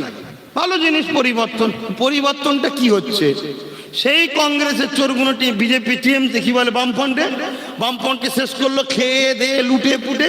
সেই যারা খাচ্ছিল, লুটছিল, পড়ছিল, যাদের অত্যাচারে টিএমসি দল হলো, টিএমসি যারা দল করলো তারা দল থেকে বাদ, সেই বামের চোরগুনা বা সেই টিএমসিতে আবার বলছে টিএমসি লুটছে, পুড়ছে, খাচ্ছে, টিএমসি তাড়াতে হবে, তারাই সেই বিজেপিতে যাচ্ছে। লাভটা কি হচ্ছে? অর্থাৎ আমাদের লক্ষ্য নতুন মুখ, নতুন দল, নতুন লোক, নতুন নিরাপদের বাংলা। কথা বুঝে আসছে না? একেবারে নতুন, কোন পুরাতন খদ্দের চলবে না। নজওয়ান তরুণ একেবারে ফুটন্ত গোলাপ। চুরি কিভাবে করতে হয় এটাই জানে না, করতে করতেই 5 বছর পার হয়ে যাবে। কথা বুঝছেন না, বোঝেন না? আবার একটা টপিক চেঞ্জ হবে। কথা বুঝে আসছে তো নাকি? এই কাজটা কি আব্বাস সিদ্দিকী করা ভুল করছে? এখন এই মেম্বারে বলাটা কি ভুল হচ্ছে? যদি বলেন কেউ ভুল হচ্ছে, তেনাকে দুটো কথা বলবো। এতদিন কেন আপনার মুখে ফতোয়া ছিল না? এই মেম্বারে দাঁড়িয়ে অনেক বক্তা, অনেক মুফতি, অনেক মৌলানা বিগত দিন দিদির নেতাদের হাত ধরে তুলে তুলে প্রচার করেছে। আমি তো তা করিনি। কি গো, করেছে না করেনি? আর আমি তো তা করিনি। আমি নবিয়ানা মেম্বারে বসে আমার নবীর গোলামগুলোকে শিখাচ্ছি যে দুর্নীতিবাজ, চোরের সাথে, ফ্রডের সাথে, সিন্ডিকেটের সাথে, জালিমের সাথে, প্রতারণাকারীর সাথে দল করতে নাই। সে অন্যায় করবে, সে তো অন্যায় করে জাহান্নামে যাবে। তুমি তাকে সাপোর্ট করার জন্য তুমিও যাবে। তাই চলে আসো। আমি আব্বাস সিদ্দিকী তোমাদেরকে একটা নতুন দল উপহার দিচ্ছি। ওই দলটাকে তোমরা নিয়ে চলো, তার সঙ্গে উঠা বসা করো, তাদের সঙ্গে মেশো, তাদের সঙ্গে থাকো। কোনো সমস্যা হলে প্রতি শুক্রবার রোববার আমি ঘরে থাকি, আমার কাছে যাবে, আমি তোমাদের সমস্যা সমাধান ওখান থেকে করে দেবো। এই বিশ্বাস যাদের আছে তারা আমার দিকে চলে আসো। হাত তুলে দেখাও কাদের বিশ্বাস। পাক্কা কথা, ধোকা নয় তো? হাত তুলে রাখেন, ধোকা নয় তো? আপনার হুজুর হাত দেখলে যখন খুশি হাতটা দেখিয়েই দিই। কি হুজুর যখন হাত তুলে দেখলে খুশি হাতটা দেখিয়েই দিই। হুজুর আমি রয়েছি। ধরুন এই হাতগুলো সব মিথ্যা। ধরুন, বলুন তো ভাই আমার কি ক্ষতি আছে? বলুন। হয়তো আমাকে পরবর্তীতে আর বাংলায় জলসা করতে দেবে না, বেরোতে দেবে না, নাকাবন্দি করে দেবে। কত সে বলছি, শত শেষ শেষ ধরুন আমায় মেরেই দিই। কি হয়েছে? কি লসটা হলো আমার? বলুন না, আমি মরে যাবে তো মরলে লস কোথায়?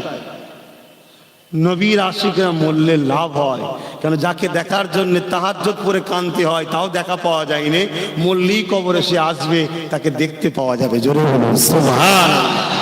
অতএব মরণ আমাদেরকে দেখাবে না, মরণকে আমরা নিবার জন্য তৈরি আছি। আর কিন্তু তোমাদের কি দশা? এক তো মুনাফিকি, দ্বিতীয় কবরের জমিনে যেতে হবে জবাব, তৃতীয় যারা আজকে 5,000 বুথ দখল করে মুসলমানের মাথা ফাটায়, 10,000 বুথ দখল করে মুসলমানের বাড়িতে বোম মারে, 15,000 নিয়ে মসজিদের দেয়ালে পর্যন্ত বোম মারে, কোরআনটা পর্যন্ত মসজিদে পড়ে যায়, মাদ্রাসা থেকে কোরআন পড়ে যায়। এই সকল ছদ্মবেশী মুসলমানগুলোকে আগামী দিন 5 লাখ দিয়ে তোমাদের ঘরে ক্যাম্পে তোলার জন্য এদেরকেই লাগাবে। এরা 5 লাখ পেয়ে তোমাদেরকে ক্যাম্পে তুলবে, মনে হয় না? মনে হয় না? তখন তোমাদের দশা কি হবে ভাবো, ভাবো। যারা এক আল্লাহর সৃষ্টিকে মারে 5,000 10,000 টাকা নিয়ে, যারা জুলুম করে, তারা 5 লাখ টাকায় তোমাকে ক্যাম্পে পাঠাবে না? তখন তোমার কি দশা হবে? তোমার জন্য বলার তখন কে থাকবে? কে আসবে? আজকে একটা অন্য কোন সম্প্রদায় সংগঠনের নেতৃত্বকে ছুঁয়ে দেখো। একটা কি ফিল্ম বেরিয়েছিল, তার জন্য কয়েক হাজার কোটি টাকা সম্পদ আমার দেশের নষ্ট করলো সেই সংগঠনের লোকেরা। কোনো কেস কামারি কিছু হলো? কিচ্ছু হয়নি। কেন? ওরা অ্যাক্টিভ আছে, অ্যাক্টিভ। আর আমরা কোনোদিন দেশের সম্পদ ক্ষতি করার পক্ষে নই। কারণ দেশের সম্পদ ক্ষতি করাটা হলো ইসলাম বিরোধী কাজ, ধর্মীয় বিরোধী কাজ। দ্বিতীয় নম্বর, আমরা দেশপ্রেমিক, দেশের সম্পদ ক্ষতি করি না, কারণ ওটা আমার ট্যাক্সের টাকা থেকেই হয়েছে। কিন্তু আজ আমাদের হয়ে কেউ কথা বলবে তোমাদের হয়ে, তার কিছু হলে তখন তোমরা তার পাশে থাকো না। আজ আমি জানতে চাই, শেষ কথা, আগামী দিন এনআরসির হাত থেকে, এনপিআর এর হাত থেকে, সি এর হাত থেকে এমন করে যে ধোঁকা প্রতারণা চলছে, এই সব বুড়াই কাজ থেকে, মিথ্যা কেস থেকে তুমি জানো, তুমি জানো। শুনে রেখে যাও, আজকে কথা বলে যাচ্ছি। আজকে আমাদেরকে বলা হচ্ছে বিজেপি চলে আসবে। ভাই জিজ্ঞেস করুন তো, বিজেপি আসলে কি হবে? বলবে ক্যাম্পে দেবে, ঠিক না বেঠিক? ক্যাম্প থেকে বাঁচাবার জন্য আপনি কি করেছেন বলুন? যিনি আছেন ক্যাম্প থেকে বাঁচাবার জন্য কি করেছেন? লক্ষ লক্ষ টাকা খরচ করে বড় বড় পোস্টার করেছে, no NRP, no CA, no কি বলে এনআরসি, নো, আর গোলটা কিন্তু পুরো দেয়নি, একটা ফাটল রেখে দিয়েছে। এগুলো দেখতে হয় বাপ। দুঃখের বিষয় কি জানেন, এডুকেশন নাই, এজন্য আজকে আপনারা বেশি বিপদে পড়েন। খারাপ নেবেন না, ক্ষমা চাইছি, কিন্তু আপনারা প্রতিজ্ঞা নেন, আমার বাচ্চাগুলোকে আমি কলম বই খাতা ধরাবো, এদেরকে পড়াবো, প্রতিজ্ঞা নেন, আল্লাহর কসম বলছি। এরা যদি শিক্ষা না পায় এরা বরবাদ হয়ে যাবে। যদি পয়সা না পান পড়ার জন্য, আপনি আমার সঙ্গে যোগাযোগ করুন, আপনার বাচ্চাদেরকে আমি পড়াবো, যতটুকু পারবো আপনাদের পিছনে দাঁড়াবো। কথা বুঝে আসছে না? নাই পড়ান আপনার বাচ্চাগুলোকে। শোনেন ভাই, কি করেছে নার্সির বিরুদ্ধে? অথচ আমার ছোট ভাই পীরজাদা নওশাদ সিদ্দিকী সুপ্রিম কোর্টে গিয়ে কেস করেছে। আসামে আজকে উচ্ছেদ করা হচ্ছে, বাংলায় কিন্তু উচ্ছেদ হয় না কোনো। আসামে উচ্ছেদ করে দিচ্ছে, বাংলায় হয় না। বাংলায় যে উচ্ছেদটা হয় না, মনে রেখে যে এটাও কিন্তু তোমার পীর আবু বকরের খুনের অবদান, নওশাদ সিদ্দিকীর অবদান, যার কেস এখনো চলছে। তাই সুপ্রিম কোর্টের কেস চলার জন্য সেই ওসিলায় এখনো রুকে আছে। কথা বুঝে আসছে? তাহলে আজকে যদি এনআরসি রুখতে, তাহলে বাংলা সিএম কেন কেস করলো না সুপ্রিম কোর্টে গিয়ে?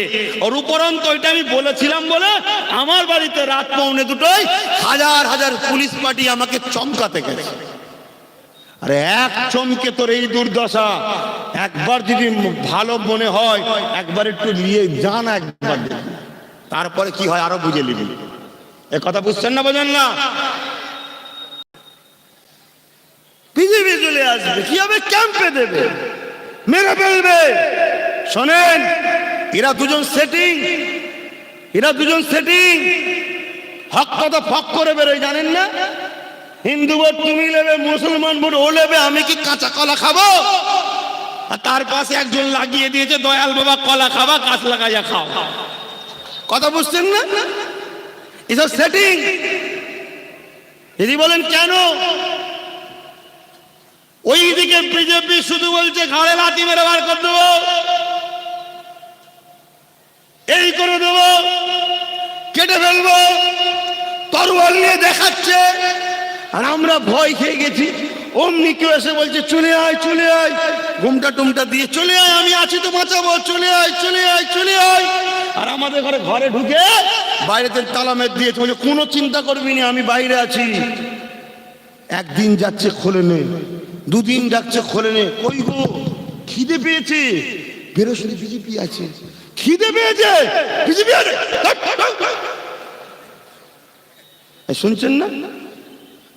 1 বছর, 2 বছর, 3 বছর, হাজার হাজার মিথ্যা কেসে আমার ভাইগুলোকে জেলেতে গেঁজার কেসে মেরে দিচ্ছে। জানো তুমি? খবর রাখো। তুমি তো 500 টাকায় দালালি করো, তুমি কি খবর রাখবে? তত্ত্ব তোলো, টাকা তোলো।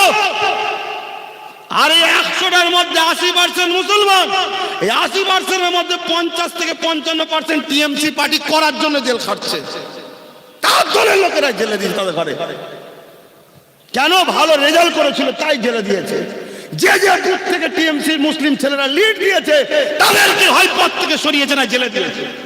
তথ্য বার করো। অতএব তোদেরকে পুরো এক ঘরে করে দিয়ে তোদের হাত থেকে সমস্ত ক্ষমতাকে কেড়ে নিয়ে তারপরে বিজেপিকে ঢুকিয়ে শেষ করে দেবে। তাই আমার বক্তব্য, গোটা 50-60 আমার হাতে দরকার আছে। কথা কি বলছেন? দেবেন? দেবেন? আমায় বিশ্বাস করে দেবেন? আলহামদুলিল্লাহ, একটা আল্লাহ পাক দেয়নি, একটাও নেই। ইমানের জোরে কিন্তু তোমাদের হয়ে লড়ছি না, লড়িনি। কিন্তু বাপ, একটু আইন, একটু ক্ষমতা দরকার, প্রশাসনিক ক্ষমতা দরকার।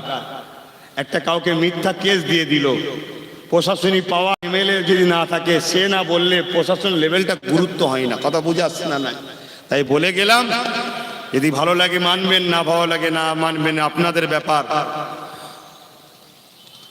তবে আমি মায়েদের জন্য, বোনেদের জন্য, আমার ভালোবাসার মানুষের জন্য আমার ভাবার অধিকার আছে না নাই? আমি ভাবছি। যদি কারো মনে হয় ভোট ভাগাভাগি হলে নষ্ট হবে, আমি বলে যাচ্ছি, যেখানে আমি প্রার্থী দেবো সেখানে আপনারা অন্য কাউকে প্রার্থী দেবেন না, ভোট দেবেন না, মিটে যাবে। কেন? ৭৩ বছর তো সবাইকে দিয়েছেন, আমি তো কোনো প্রার্থী দিইনি যে আমি ক্ষতি করেছি তাই আমায় দেবেন না। অতএব আমি যেখানে দেবো সেখানে আপনারা দেবেন না। আর মনে রাখবেন, আমি দল করছি অসহায় পিছিয়ে পড়া মানুষের অধিকারের জন্য দল করছি। যদি আপনি নিজেকে অসহায় পিছিয়ে পড়া মনে করেন, আমি আপনার জন্য দল করছি। কোনো হিন্দু ভাই যদি নিজেকে অসহায় পিছিয়ে পড়া মনে করেন, আমি আপনার পাশে আছি। কোনো দলিত যদি মনে করেন আমি অসহায় পিছিয়ে পড়া, আপনার পাশে আছি। কোনো আদিবাসী যদি মনে করেন অসহায় পিছিয়ে পড়া, আপনার পাশে আছি। রাজনীতি রাষ্ট্র সেবা, দেশ সেবার নাম এবং দেশবাসীর সেবার নাম। এখানে মুসলিম হিন্দু হয় না। অতএব এই প্রশ্ন যারা তোলে তারাই হলো মূর্খ, তারাই মূর্খ। কথা বুঝে আসছে? অতএব ৭৪ বছর চলছে বাম কংগ্রেস টিএমসি, আমরা মুসলমান হিন্দু দেখিনি, দেশ সেবা ভোট দিয়েছি। তাহলে আমি মুসলমান যখন একটা দলের কথা বলবো, তাহলে সেখানে কেন মুসলমান দেখা হবে? সে তো দেশ সেবা করতে এসেছে। হিন্দু ভোট সবাই তাকে ভোট দেবে, এটাই হলো বাংলার কালচার। আগামীতে দেখা হবে ভোটের ময়দানে সমস্ত ধর্মের মানুষ আব্বাস সিদ্দিকীর কথায় ভোট দিচ্ছে। এটাই হলো বাংলার সংস্কৃতি। রেজাল্টের পরে সেটা বোঝা যাবে ইনশাআল্লাহ। এখন বিদায় নেব, একটু সালাম দেবো ইয়া নবী। কি হলো?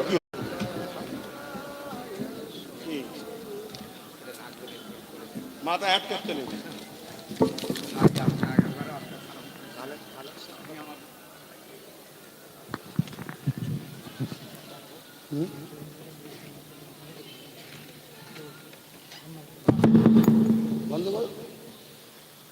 বাপ ভাইরা, দোয়া দরকার আছে না দোয়া ছাড়া চলে যাবেন? এখানে আমাকে একটা চিঠি দিয়েছে, এতে ৩টে না ৪টে প্রশ্ন আছে, একটু জানতে চেয়েছে, বলবো? আচ্ছা, প্রথম সালাম দিয়ে বসে যান, তারপরে বলছি। নবী সালাম ইয়া রাসূল সালাম ইয়া হাবিব সালাম সালাওয়াতুল্লাহ। কঠিন আসরের দিনে কি আছে মোদের কপালে, গুনাহগার উম্মাহ তো আপনার লইবেন সঙ্গে মাশরে। নবী সালাম ইয়া রাসূল সালাম ইয়া হাবিব সালাম সালাওয়াতুল্লাহ। সকলে বসেন। বাপ ভাইরা,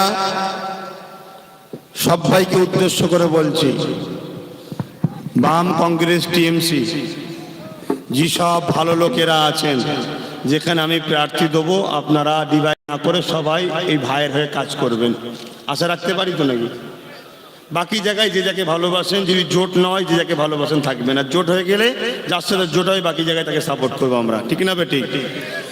আর বহুত ভালো কর্মী আছে যারা টিএমসি পার্টির জন্ম দিয়েছিল, বহুত ভালো ছেলে যারা বাদ পড়ে গেছে। সেই সব ভাইয়েরা আমার যারা সংগঠনের ছেলে আছো তাদের সঙ্গে যোগাযোগ করবে। এক কথায় আমার সিস্টেমটা হলো এটাই, প্রত্যেকটা বুথে আমার সংগঠনের ছেলেরা, সেই গ্রামবাসীরা যাকে বুথ থেকে নেতৃত্ব দেবে তাকে আমরা নেব। কেন? সে সে গ্রামে থাকবে। কথা বুঝে আসছে না? নাই কেন? মানুষ যাকে চাইবে। সংগঠন যারা করো, 9 জন কমিটি আছে, তাদের উদ্দেশ্য করে বলছি, তোমরা 21 তারিখে দল ঘোষণা হবে, জানো তো? সংগঠন করার সময় কি বলেছিলাম? ভোট দেবে, রাজনীতি করতে পারবে না। আর আমার হ্যাঁ হ্যাঁ, আমার না না বলেছিলাম। অতএব ভোটটা আমি যেখানে বলবো সেখানে দিয়ে দেবে, কিন্তু রাজনীতির ব্যাপারে কোনো মাতামাতি সংগঠন ছেলে করবে না। যেমন সংগঠন করছো সংগঠন করে যাও। বিগত দিন তোমাদের পাড়ায় টিএমসি বাম কংগ্রেস আছে না নাই? তোমরা সংগঠন করছিল, কোনো অসুবিধা আছে? করছো, করে যাও। রিসেন্ট টিএমসি লোকেরা একটু জ্বালাচ্ছে, আমি জানি, খবর পেয়েছি। কেন? যখন যে চলে যায়, যাবার আগে একটুখানি মরণের সময় একটু খ্যাঁচ এসে, দেখেন না? খ্যাঁচ এসেছে এদের। কথা বুঝে আসছে তো? একটু করবে, তবে ব্যথা না হলেও আবার খুশির খবর পাওয়া যায় না। কি? যত ব্যথা হবে মা তত তাদের নিশ্চিন্তা হয়, তাড়াতাড়ি ছেলে হবে। অর্থাৎ যত ব্যথা বাড়ছে ভাববেন রেজাল্ট তত ভালো হচ্ছে। তো সেই জায়গায় সংগঠনের ছেলেদের বলবো, তোমরা রাজনীতির ব্যাপারে মাথা মারবে না। আমাদের রাজনীতি করার জন্য প্রতিটা বুথে তোমাদেরই পরামর্শ নিয়ে ছেলে তৈরি হয়ে যাচ্ছে বা তৈরি হয়ে গেছে, তারা রাজনীতি করবে, ঠিক সময় ঠিক টাইমে তারা মাঠে নামবে। কথা বুঝে আসছে না? নয় একেবারে সময় লাগবে না, চোখ লড়াবার আগে ফটাফট গোল দিয়ে আমরা বেরিয়ে চলে যাবো ইনশাআল্লাহ। বলুন ইনশাআল্লাহ, আরো খুশি হয়ে বলুন আলহামদুলিল্লাহ।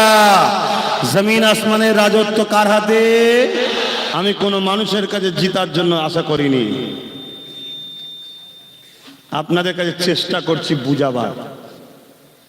জিতাবেন আমার মালিক। হ্যাঁ, যেটা জিজ্ঞেস করেছে, আচ্ছা এই মাহফিলটা হয়েছে খুশিনা বাজার, আমি এসেছি খুশিনা বাজার। আমি এলে তো অনেকের কষ্ট হয় জানেন তো, কিছু লোকের তো হয়, তারা জলসা করতেও দেবে না বলে আর চাঁদাও দেবে না বলে, তাহলে ছেলেদের একটু ডিস্টার্ব হয়। তাহলে আপনারা আমি এসেছি, আসা যাওয়া থাকবে না, বাদ দেবেন। তাহলে বাপ 50-100 যার যা খুশিদের শরিক হতে হবে এই মাহফিলের জন্য, এই মাহফিলের জন্য যার যা খুশি, কোনো ব্যাপারে পেনি। আর একটু দোয়া হবে তো, মাই মুরব্বী কারো না কারো কবরে গেছে তো, রিসালসা হবে, দেন, বার করে দেন। আর এই চিঠিটা পড়ছি শোনে।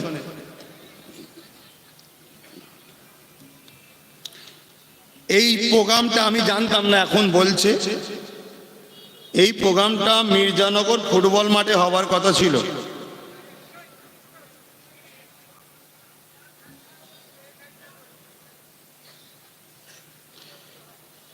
বাধ্য হয়ে ওখানে হয়নি, এই মাঠটা বলবো 20,000 টাকা ভাড়া দিয়ে নিয়েছে।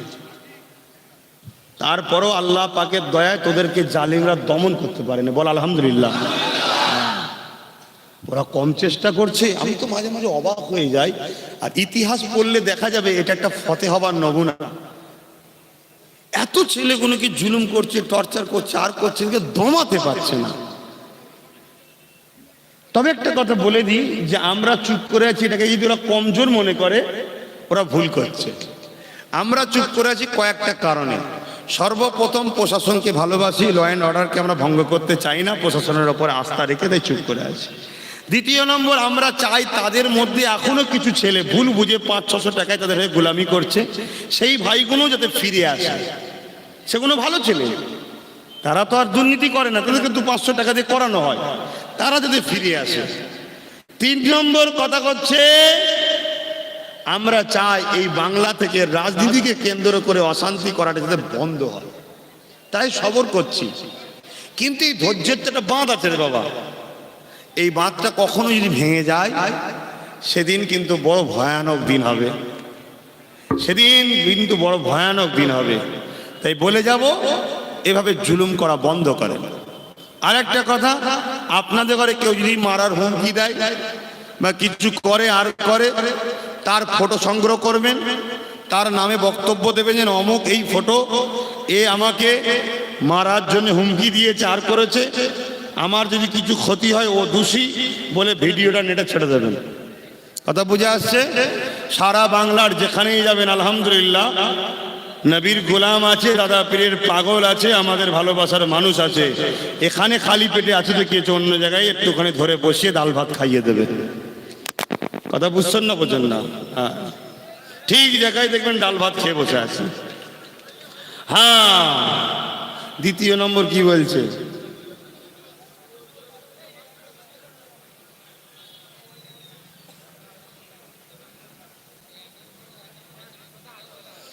এখানে টাকা লাগবে, হাত না বাপ। 3 পিড়ি পিছনে গেলে থাক, আর বললাম না, ঠান্ডা হয়ে গেল।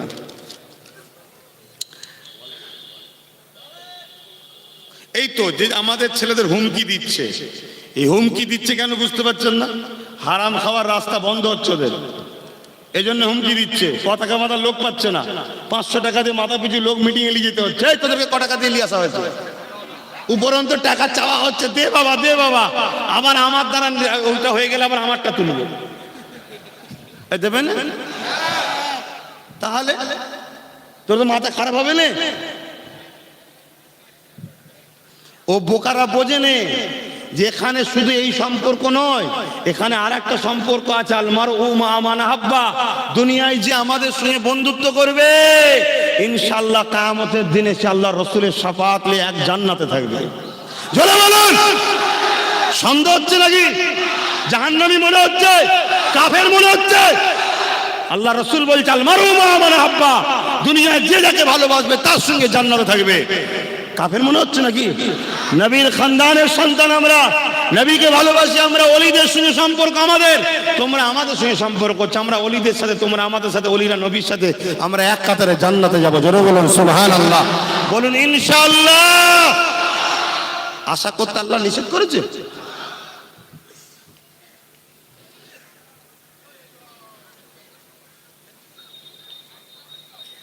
ঘরের টাকা বন্ধ করে দেবে, সরকারি সুযোগ সুবিধা থেকে বঞ্চিত করে দেবে। কি সুযোগ সুবিধা পেয়ে আছো আমি জানি না, তবে যা দেবে নিয়ে নাও। যদি মনে হয় যে আমার ঘর দরকার আছে, আমায় ছাড়লে যদি ঘর পেয়ে যাবে ছেড়ে দাও, ঘরটা নিয়ে নাও, কোনো অসুবিধে নেই। ভোটের দিনটাই শুধু আমাকে একবার ধরে নেবে, আর যদি মনে ওই দিনও ছেড়ে দিতে হয় ছেড়ে দাও, আমার কোনো অসুবিধে নেই। আজকে তোমার জায়গায় 2 লাখ টাকা দিয়ে ঘর করাবে, 2 লাখ দেয় না, 2 লাখ বলছি, রাউন্ড ফিগার বলছি, কিন্তু জায়গাটার দাম আরো 4 লাখ 3 লাখ। ঘর প্লাস্টার কত 2 লাখে তো হয়নি, আরো তোমায় 2-3 লাখ যাবে। সব মিলিয়ে দেখা যাচ্ছে সরকারের পক্ষ থেকে আমাদেরই টাকা, সরকারের টাকা নয়, আমাদেরই টাকা, আমাদের কাছে, আমাদের জায়গায় ঘর করালো। সরকার 2 লাখ টাকা দিল, আমাদেরই টাকা, আমি 5 লাখ দিলাম। 7 লাখ টাকার ঘরে 4 মাস থাকবেন, তারপরে ক্যাম্পে গিয়ে থাকবেন। কথা বুঝছেন না, বোঝেন না? আর ঘর নিয়ে এলাও, কোনো অসুবিধা নেই, আমার বাধা নেই। কেন লিয়াটা হারাম হবে না? কেন ওটা তোমার টাকা, তুমি নিচ্ছ। কথা বুঝে আসছে না? নাই, তোমার টাকা তুমি নিচ্ছ, অতএব নিয়ে নাও। যদি দিবার সময় বলে ভোট দিবি তো, যে ভোটটা দিয়েছিলাম তার ঋণটা শোধ কর, যে ভোটটা দিয়েছিলাম তার ঋণটা শোধ কর। বলছে এই তো ঘর দিচ্ছি, ঠিক আছে, এটা নিয়ে এলি, শোধ হলো, তারপরে ভেবে দেখছি। কথা বুঝছেন না, বোঝেন না? কারো কষ্ট হচ্ছে, কিছু করার নেই বাপ। 10টা হলেও তো ভালোবাসে, ওই 10টার জন্য আমায় লড়তে হবে। কথা বুঝে আসছে? ওই 10টার জন্যও লড়তে হবে। যাক, অনেক কিছু কথা আছে, আর বাড়াচ্ছি না, সময় এলে। তবে 14 তারিখে মনে আছে? কখন? বেলা 1টায়। আবার কি বলবেন ভাই? হ্যাঁ,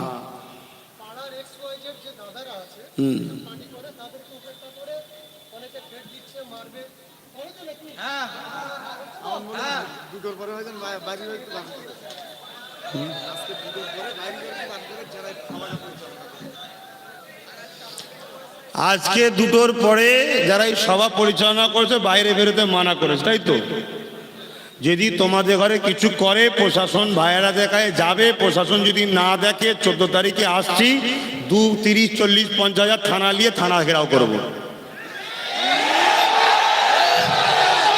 কেন? যেখানে প্রশাসনকে আমরা বিশ্বাস করি, নিরাপদ সেখানে নাই, সেখানে আমার জেলাতে থানারও দরকার নাই।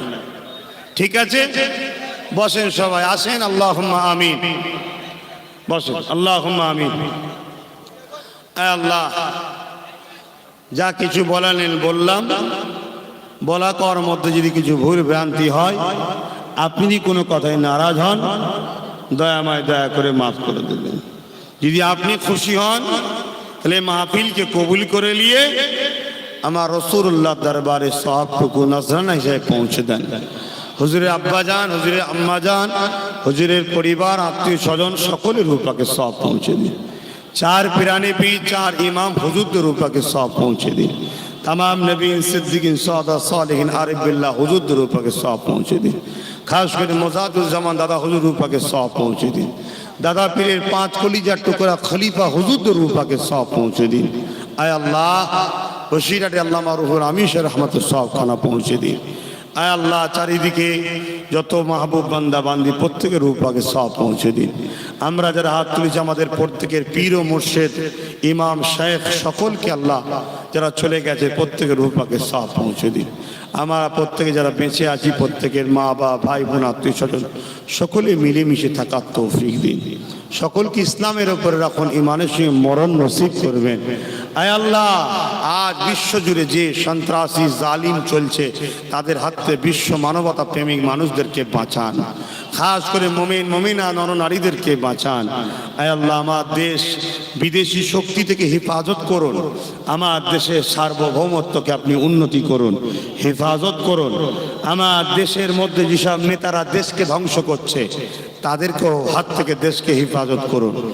আমার দেশের সেনাবাহিনীরা কত কষ্ট করে এই ঠান্ডায় কঠিন সময়ে দেশকে পাহারা দিচ্ছে, তাদের জানমাল হেফাজত করুন।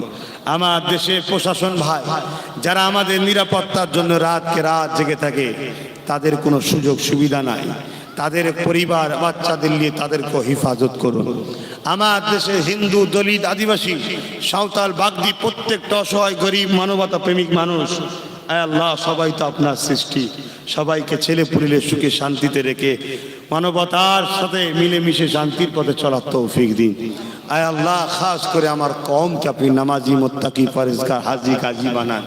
আমার কওমকে জালিমদের হাত থেকে বাঁচান, আমার কওমকে রুজিতে বরকত দেন।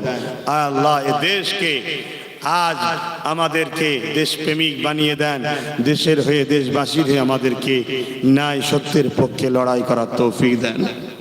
আল্লাহ, এই কাজেতে যে সকল জালিমগুণ আমার সংগঠনের ছেলে এবং নিরীহ মানুষগুলোর উপর অত্যাচার করছে, দেশপ্রেমিকগুলোর উপর অত্যাচার করছে, আমার ভালোবাসার মানুষগুলো অত্যাচার করছে, আপনার কাছে বিচারের দরখাস্ত দিলাম। পা দিয়েছেন, পায়ের ক্ষমতা দিয়েছেন, আপনি কেড়ে নেবেন। হাত দিয়েছেন, হাতের ক্ষমতা যদি খারাপ জায়গায় দেখায় আপনি কেড়ে নেবেন। আপনার কাছে বিচার দিলাম, মালিক প্যারালাইসিস দিয়ে বিছানায় শুইয়ে রাখবেন, যেন তদগে দর্গে বোঝে গরিবের উপরে জুলুম করার ফলটা কি হয়। আল্লাহ, আপনার কাছে সাহায্য চাইছি, দুনিয়ার কোনো বিচার যদি না পাই আপনার কাছে বিচার চাইছি। জালিমদের নাম নিশানা আপনি মিটিয়ে দেবেন। ফেরাউনকে আপনি মিটিয়েছেন, নমরুদকে আপনি মিটিয়েছেন, সাদ্দাতকে আপনি মিটিয়েছেন, আবু জেহেলকে আপনি মিটিয়েছেন, উতবা সাইবাকে আপনি মিটিয়েছেন। ওদেরকে মিটাতে গিয়ে জানারা দোয়া চেয়েছিল, তানাদেরই উত্তরসূরি আজ আপনার কাছে ভিক্ষা চাইছি। আমার এই বাপ ভাইগুলোকে সব আপনার হাওয়ালায় রেখে যাচ্ছি, এদের উপরে যারা জুলুম করবে তাদের বিচার আপনি করবেন। আয় আল্লাহ, আয় আল্লাহ, 2021-এ মানব সেবার স্বার্থে আপনার সৃষ্টির সেবা করব আমি, সেই স্বার্থে আপনার কাছে আশ্রয় চাইছি, সাহায্য চাইছি। রাজ ক্ষমতা আমাদেরকে দান করুন আল্লাহ, রাজ ক্ষমতা আমাদেরকে দান করুন, রাজ ক্ষমতা আমাদেরকে দান করুন। আপনার সৃষ্টি আদিবাসী, দলিত, হিন্দু সবাইকে তো আপনি সৃষ্টি করেছেন, আপনাকে খুশি করার জন্য তাদেরও সেবা করার মতো আমাদেরকে ক্ষমতা দিন, মিলেমিশে থাকার ক্ষমতা দিন। আল্লাহ, অহংকার, হিংসা, রোগ, লালসা থেকে আমাদেরকে হেফাজত করুন। আমিন, আমিন, আমিন। খাস করে মাহফিল যারা করেছে আল্লাহ তাদেরকে সাহায্য করবেন, তাদের রুজিতে বরকত দেবেন। বারহাক লা ইলাহা ইল্লাল্লাহু মুহাম্মাদুর রাসূলুল্লাহ সাল্লাল্লাহু আলাইহি ওয়াসাল্লাম। দুটো কথা বলবো আজকে আমার বাংলায়, শুনবেন, উঠবেন না।